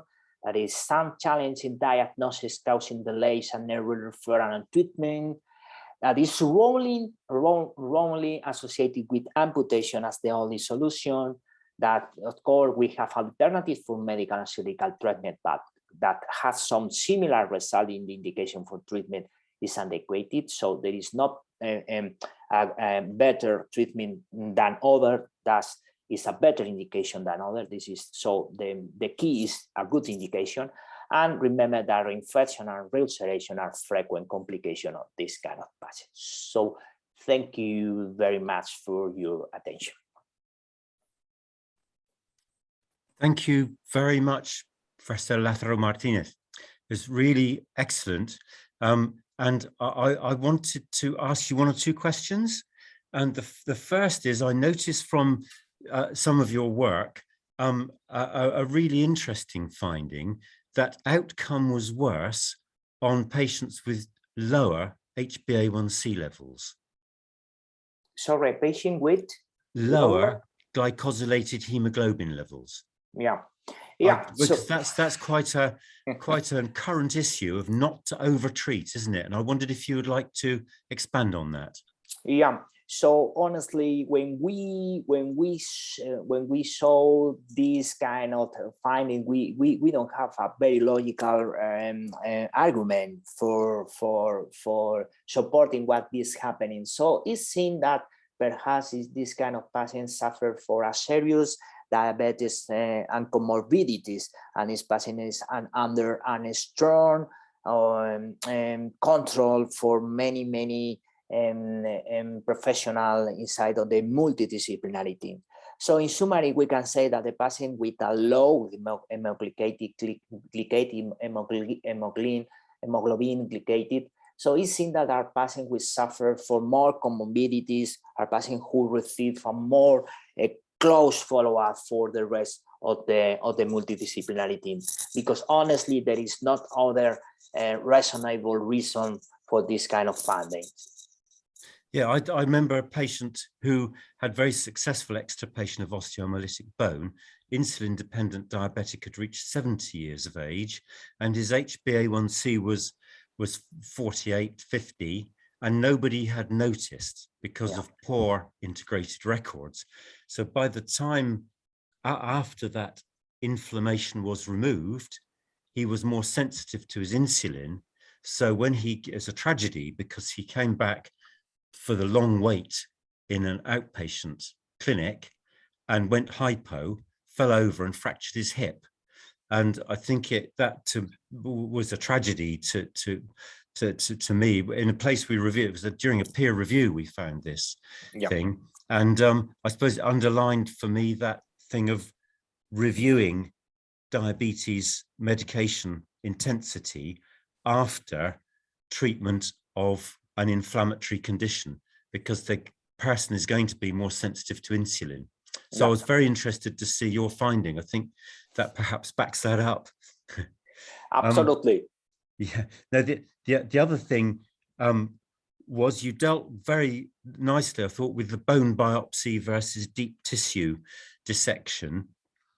And I think everybody's moving towards that tentatively, in the sense that they don't want to do harm by causing another wound, by sticking a needle into the bone and so on. And I think you were alluding to the fact there might be a sampling error with needle biopsy of bone. You might just not get the right piece of bone to grow. So would you have a standard operating procedure you would share about that? Yeah, so it's a very good question, but at the same time, it's a difficult question to respond, because I think that is different in different kind of presentation of the patient. So in summary, I can say that I've been very critical with the percutaneous bone biopsy for several reasons. So the first reason is because you need a training. So it's not easy to do for any physician or for any doctor. So you need a training. You need an extra instrument for perform properly, so a fluoroscopy and a special trocar for taking the piece of the bone. So the second limitation is when you have a chronic osteomyelitis, and especially in cortical bone, this is very well located in some part of the bone. It's like the caries in the teeth. So it's not the same. So that means that, in my opinion, it's not the same if you are taking one part of the metatarsal head or if you are taking the opposite part of the metatarsal head. We published this recently in the International Lower Journal Extremity Bones journal, a publication about how different is the isolation of the bacteria according with the different section of the metatarsal head. So in summary, there is a lot of concern around the percutaneous bone biopsy. So my recommendation is, if you can take a deep tissue for soft tissue close to the bone, so this is associated, according with the literature, that 75% of the isolation are isolating the pathogen bacteria that is producing the bone infection. So this is an alternative. So this is not 100%, but this is an alternative if you are not able to perform a surgical debridement. Right. Thank you. Thanks You for are that. very welcome. Yeah. Again, I wanted to ask, with vascular problems, peripheral vascular disease, it's very long held basic principle that if there is vascular disease but no ulceration and no tissue loss, then the risk of doing intervention is greater than the risk from intervening if there's no actual current problem. And I think that probably still holds sway, doesn't it? That's still believed that the vascular, I don't know what you think, Dr. Al-Arabi, but that vascular surgeons wouldn't be keen to operate if a person has some vascular disease and diabetes, but no actual current lesion or tissue loss. Whereas with deformity, I think it's a different issue.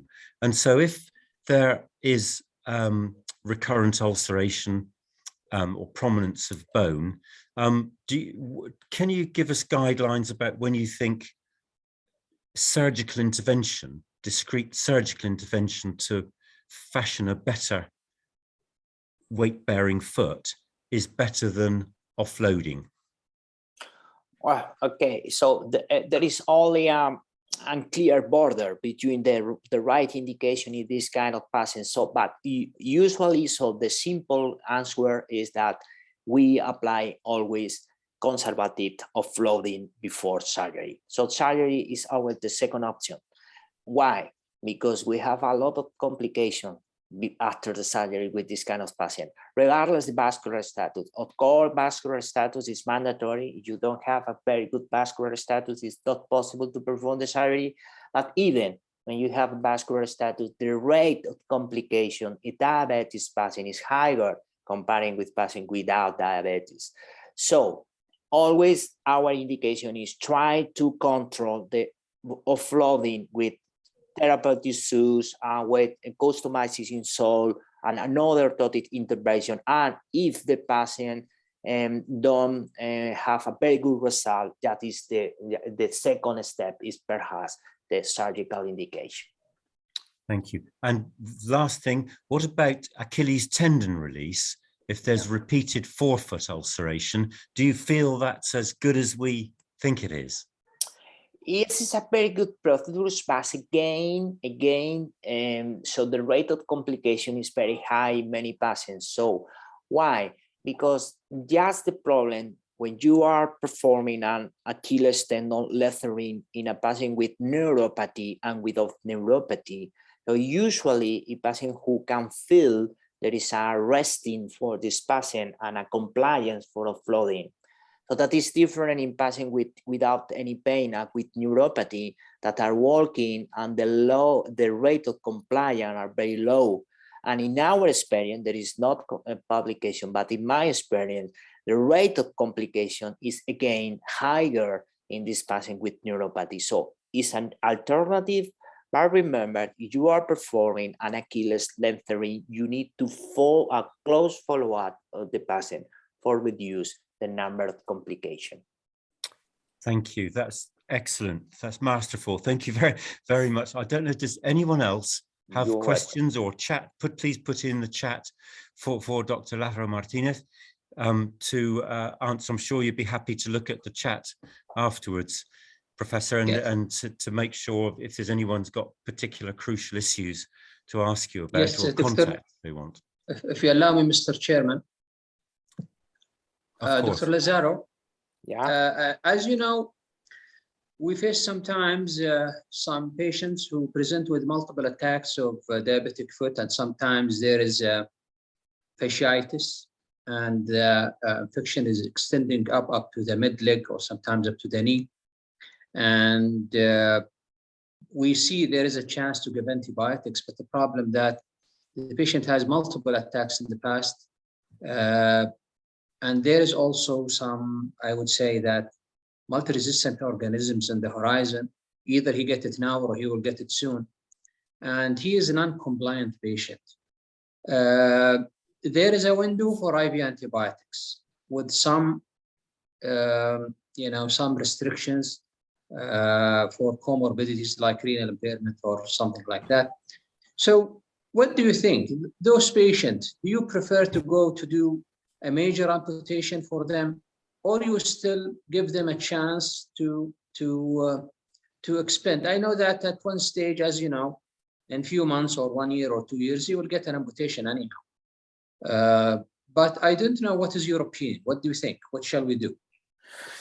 Okay, so thank you for your questions. It's another challenging question, so it's not easy, but always my first approach is to give the patient another chance. So always.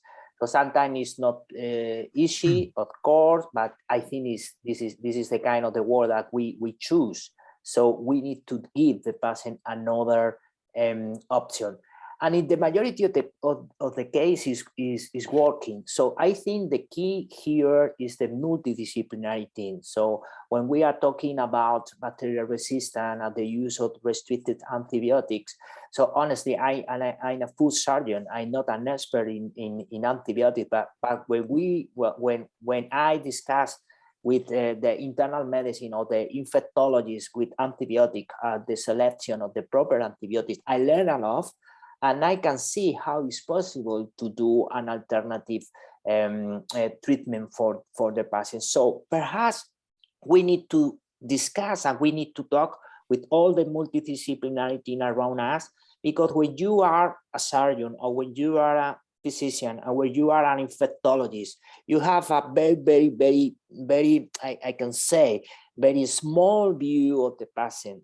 And it's something that is happening with me. So, and always I try to fight, always. So why? Because the indication for amputation is still reminder in 2 months or in 3 months. And if you can live, you can save the limb, it's all well beneficial for the patient and for mortality rates and for recurrences and so on. So, of course, always my first approach is giving the patient a chance. Okay, thank you very much. I agree on that point. I totally agree. Yes. Can I make a comment that it's been brought some forcibly to us, I think, during COVID, to ask what the patient wants, what matters to the patient. And I can remember a patient I diagnosed 15 years before with type 1 diabetes, and I saw him when I went back to do the foot clinic during COVID, and he'd had quite a few years of periods of plaster of Paris casting to offload, intensive antibiotics, attempts to help him get his diabetes well controlled. He's in his 50s. He hadn't been able to work. And in the end, he said to us, "This has ruined my life. This has prevented me having a good life, being out working, being about, doing things with my family." And I want to discuss, please tell me, what are the risks for surgery in view of the fact I know I've got reduced blood supply and I've had angioplasty, which is partially successful. We have a very good orthopedic surgeon indeed who works with us. And he said, what are the chances? Because I've had enough. And I think that if there's a 50-50 chance of healing with a partially intact foot that I can walk on by an orthopedic intervention, I want you to do that, even if because of the vascular supply, there's a slightly higher risk. And if I won't blame you, I won't feel bad if I end up with a below knee amputation. And I think it made me feel bad because I felt we should have had that conversation with him before, perhaps a year before even, because his life had been a misery with plaster Paris casting on and off, antibiotics, the side effects of them, and so forth. So it's made us all, I think, COVID-19 has made us all feel, actually, we've got to ask the patient, what risks are they wanting to take? Have we really explained the options to them properly? Yeah, I'm sure you do, but I think in that case and some others, I think we hadn't. Absolutely, you are right. Always the patient is the key of any treatment. Patient decision is crucial. Yeah, absolutely. Thank you. Well, thank you very much indeed for that expert presentation. And I think that is the end of the formal presentations. Dr. Alarabi, are we to have more discussions? I think Yeah, there is Dr. Osman. He's from Turkey. I think he's joining us. Oh. Are you available, Dr. Osman? Because he asked me to replace his lecture from tomorrow to be done today. So I agreed that if you allow me, of course, to be done at the end of this meeting. Okay. Hello, Dr. Mohammed. Hello, Okay, Oh, thank you Dr. very much. Osman. Bye. Yes, I'm here. Thank you. Welcome. Thank you, Dr. Lazaro. Thank you very much.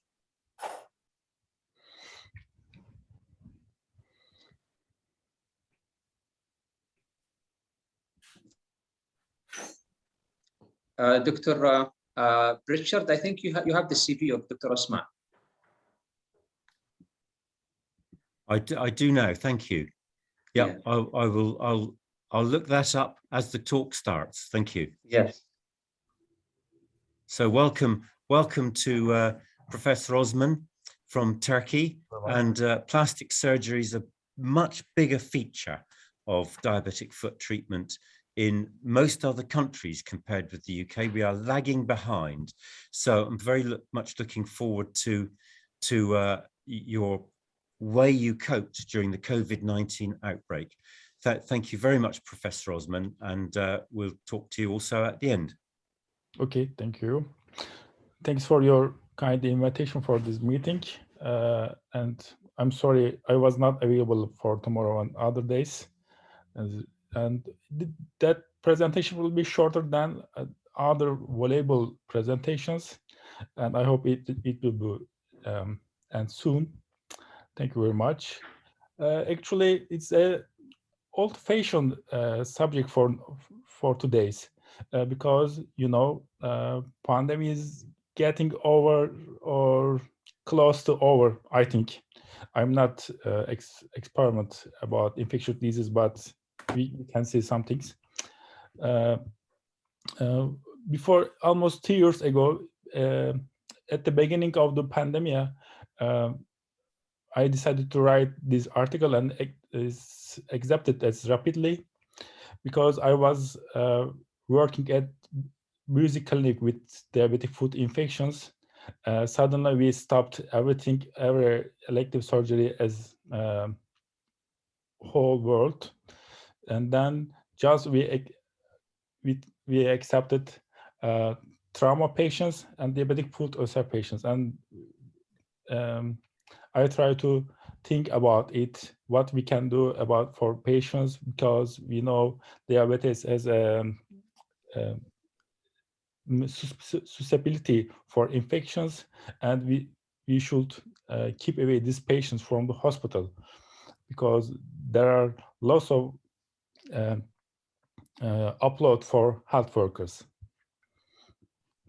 As you know, in December 2019, a novel coronavirus strain is identified, and coronavirus or COVID-19 infections has started, and outbreak began in Wuhan, China, and then this virus and this disease called COVID-19 and pandemic is accepted in March 2020. As you know, this disease is very similar to seasonal failure, but as in, sorry. Okay. Sorry. I've got sorry. one more doing now. Sorry.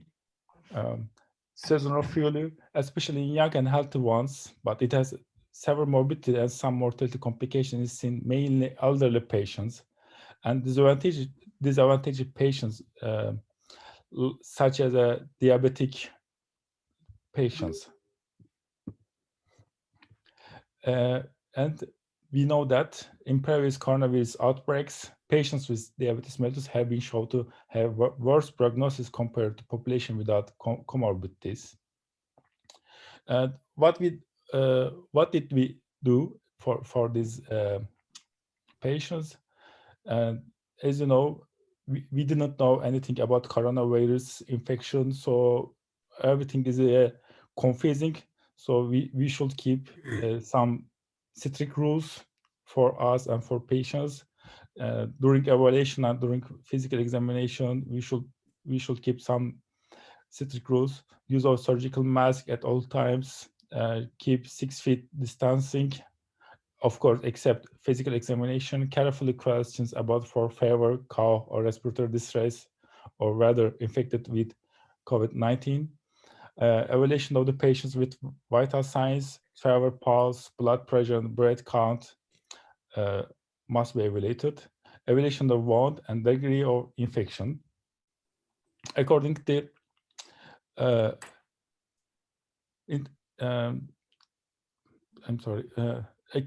according to the international working group on the diabetic food, there are 4 grades for diabetic food ulcers. The most important one is grade 4 for us, because it can be confused with COVID-19 infections, because it almost has several signs, and other grades must be kept at home or virtual consultations. During that time, we try to have algorithm for these patients. If there is no infection or mild infection in the wound, there is no fever, local wound care is sufficient, maybe weekly online consultation can be planned by using WhatsApp or different teleconsultations types. If there is no infections or mild infection in the wound, a fever is present, local wound care is enough, and COVID-19 investigation should be recommended with nasopharyngeal swab. If there's a moderate infection in the wound and there is no fever, debridement at outpatient clinic and local wound care is sufficient at home, and weekly online consultation can be planned, or maybe it can be longer according to patient's physical signs or doctor's thoughts. If there's a moderate infection in the wound and a fever is present, debridement outpatient clinic and then local wound care is advised, and COVID-19 investigation should be recommended with nasopharyngeal swab. The most important one, if there's a several infection signs, hospitalization is needed. If urgent surgical interventions are required, thorax, CT, and surgical workup prior to surgery is needed. If surgical intervention is not required, treatment for the diabetic foot ulcers infections such as intravenous antibiotics, fluid replacement, correction of electrolytes imbalance, and glucose control with the investigation of COVID-19. Preferably single-stage radical surgery, again preferably under local or regional block anesthesia, and short hospital stay and strict glucose regulation is needed, and online consultation to decrease the number of the hospitals visits. That was our algorithm for the dead patients, and as I told, according to this algorithm, we try to follow our patients. As you know, diabetes mellitus is an endocrine system disease, but it could have systemic effects on different body systems. It has been shown in previous studies that diabetes mellitus increases patients' susceptibility to infection. During COVID-19 outbreak, it has been shown to be a risk factor for patient mortality.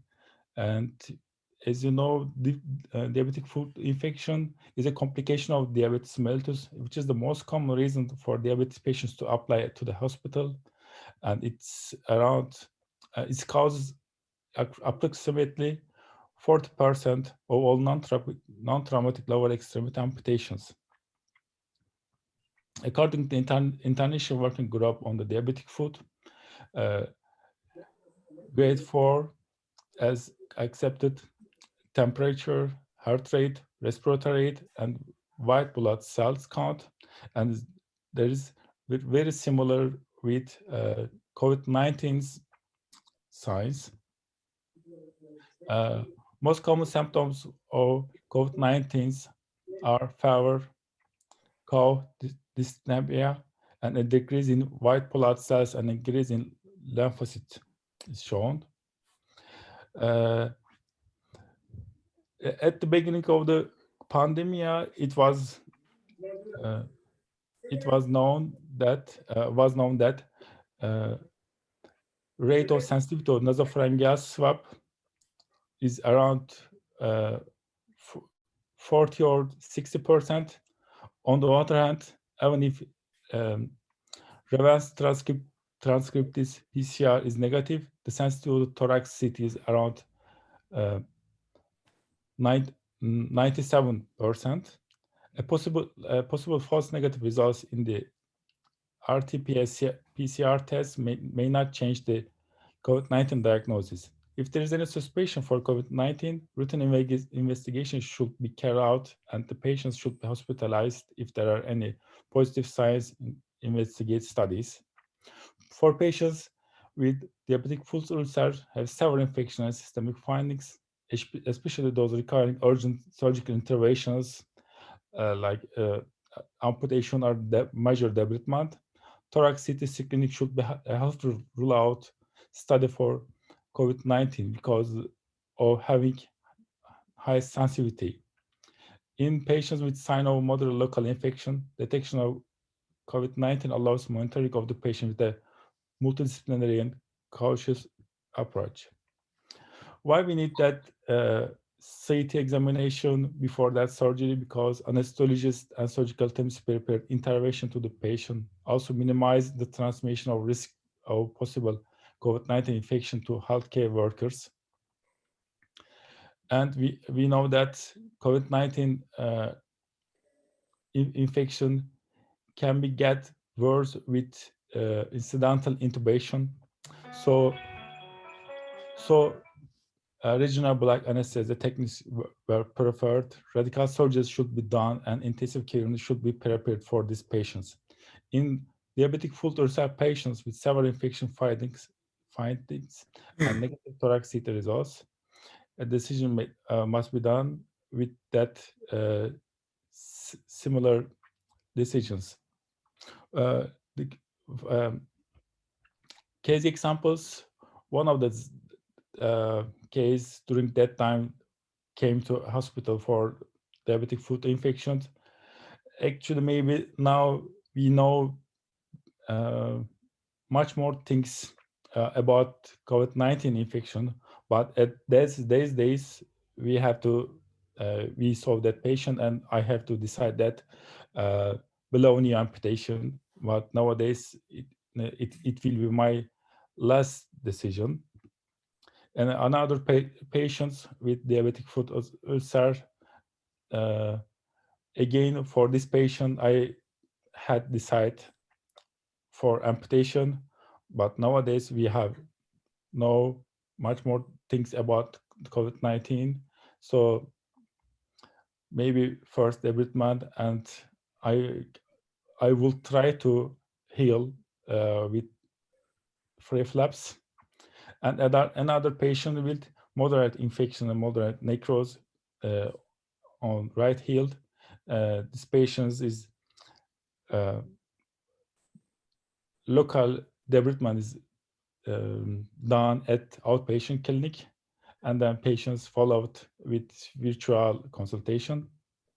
And another patient, this patient is ready for surgery, but we have to delay that surgery. And after the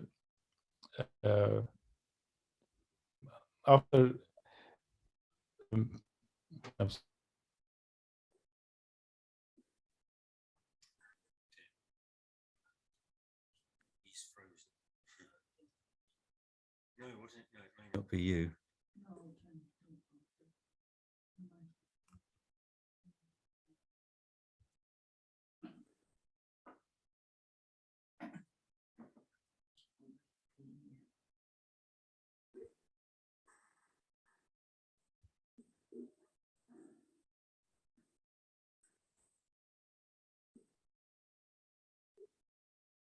Oh, come on. I don't think it was necessarily you.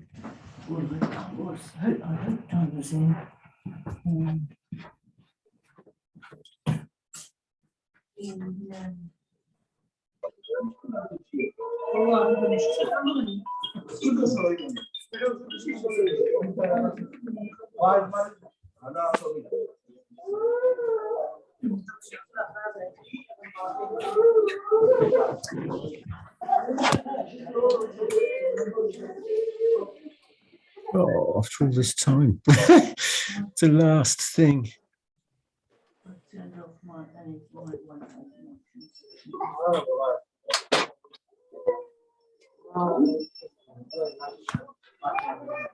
سكر يا ضغط ربو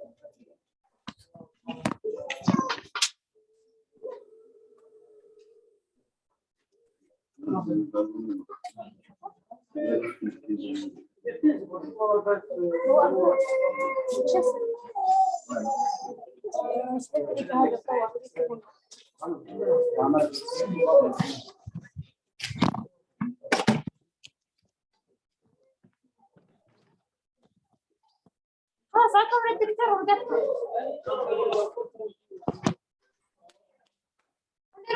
الأول ياخذ الاستقبال ياخذ ستام هذا الجون ها عندي الجون هذا الفايل حق الدكتور ها ستام طيب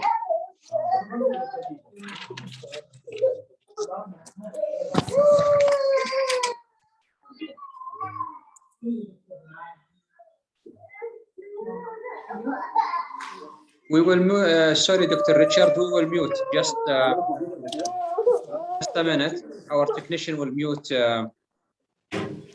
everybody except the speaker.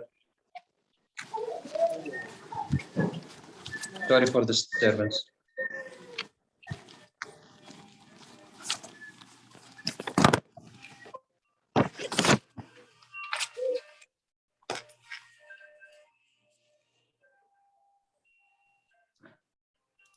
I think it is settled now. Do you hear me, Dr. Richard? Unmute yourself, please. You are muted. Yeah, I can hear you now, but I lost the end of the presentation. Yes, unmute yourself again, please. Oh, thank you. Yeah, I lost the very end of the presentation. Yeah, I think Dr. Osman, I'm not sure, is he available or he left already? But if he's available, I think he... I have some questions if he's there. Yeah. Yeah, he made a great presentation, actually. Dr. Osman, are you available?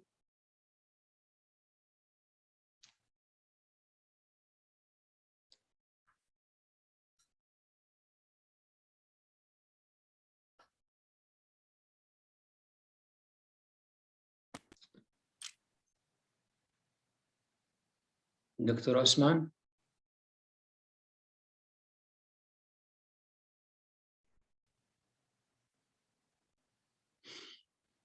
We'll give him a few minutes, if you allow me, Dr. Richard. If he doesn't show up, I think this will be his. This will be our last lecture for today. But we'll wait for a couple of minutes. Yeah. Well, it's an important issue, and I guess Yes. it's determined by local facilities, isn't it? A lot how you Yes. cope with COVID. Yeah. You know, this COVID-19 made a lot of changes in our practice. Yes. So it is good to see what is going on. Oh yes, yes. Osman. I cannot see his name with the participants. He may, I think he missed the connection, but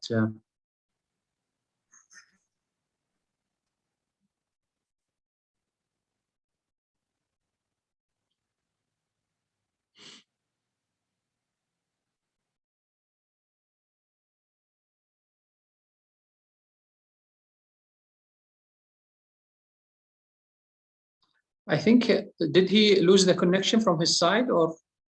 I certainly lost him at the point where he was saying, he showed the two cases and was Yeah. beginning to say, perhaps now we would Yeah. treat the COVID and Yeah. wait so as to avoid having to do a below-knee amputation if more conservative management were possible.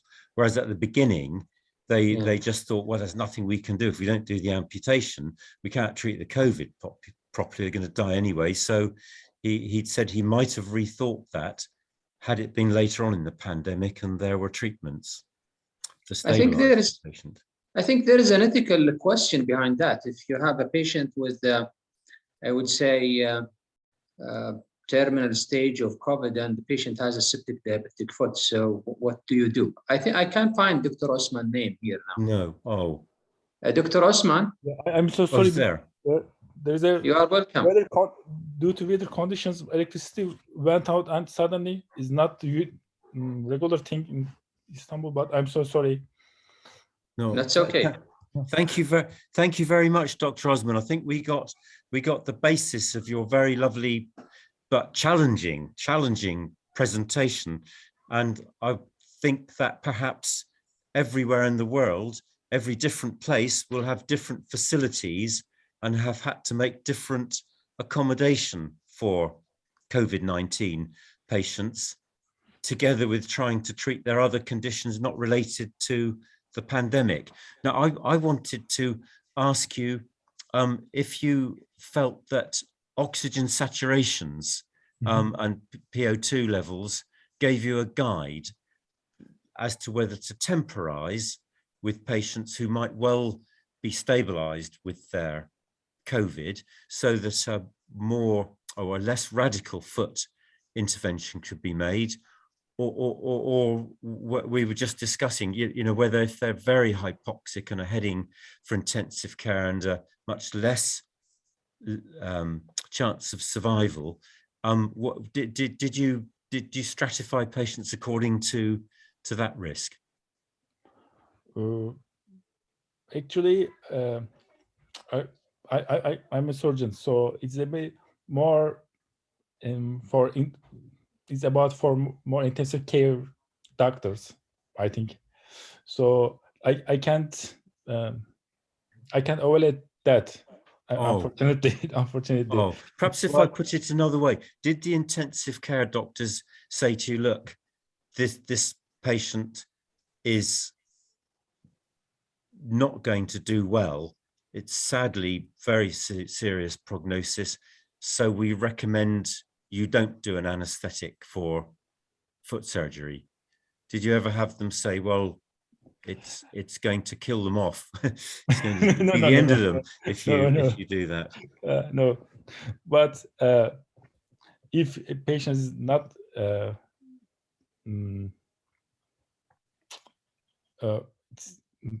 I'm sorry,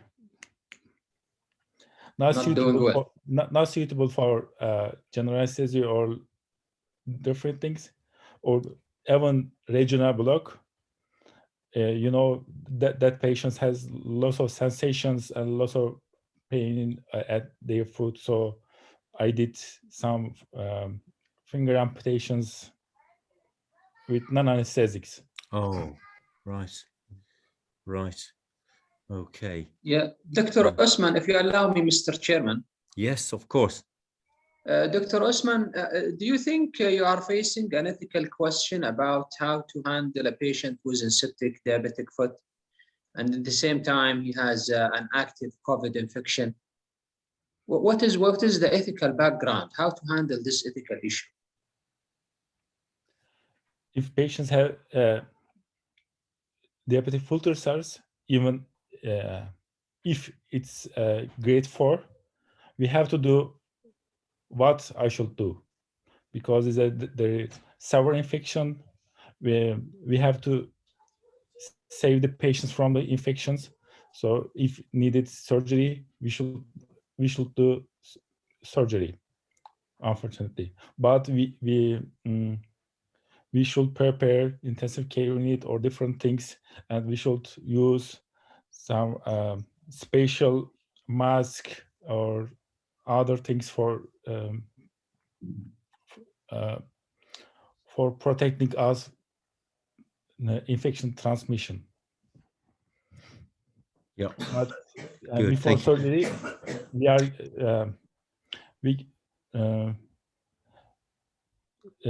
we got some special signs from patients. Even there's a even you can die after that anesthesia or after that procedure because you have several COVID-19 infection from patients or patients' relatives. I did a review of prevalence, incidence rather, of diabetic foot ulcers from different reports during the COVID epidemic. And there seemed to be almost a feeling that there was a beneficial effect of it in that people were confined to their homes, not so ambulant, maybe had to work from home, and the actual admission rate and amputation rate associated with diabetic foot infection fell in quite widely different countries. They did the whole of France. They had a, and I wondered if you'd noticed that in Turkey. Do you think you got less patients with DFUs because people were offloading, but they're forced to offload? We have lots of patients with diabetic foot ulcers. Always we have lots of consultation in a day with these patients, but there's lots of patients with they have diabetic foot ulcers but mild or moderate, and they have COVID-19 infection. We didn't do anything to do that patients. If there's a severe infection or patient has several comorbidities like a heart failure or different things, we prefer amputation to these patients. Right. Thank you very much. It sounds as though you have a very busy week ahead of you. Actually, nowadays I'm not performing mostly diabetic foot infection because I changed my clinic, so I'm performing mostly elective procedures.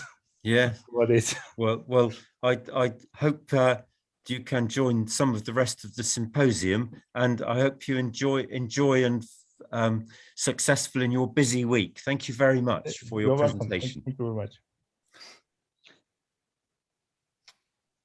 Thank you very much. You're welcome, Dr. Mohammed. Thank you.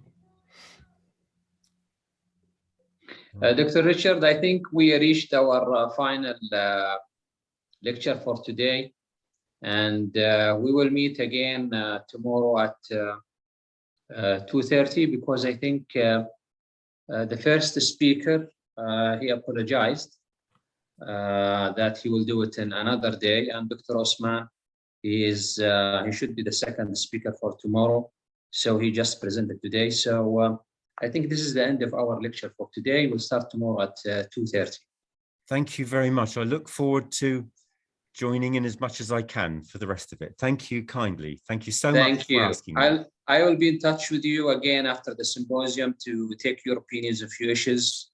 And your CV is very impressive, really. So we would like to have your opinion in the future for a few matters.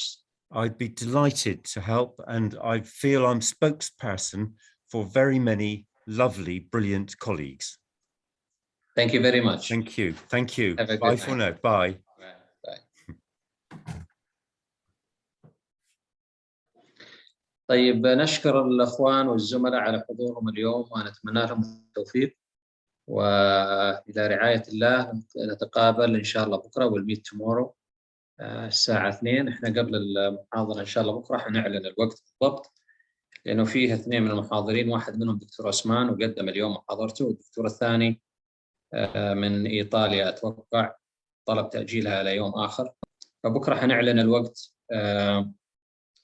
في وقتها. Thank you, Dr. Bing. Thank you all attendants. Thank you all speakers. You are free to join us tomorrow for the whole 5 days, and welcome.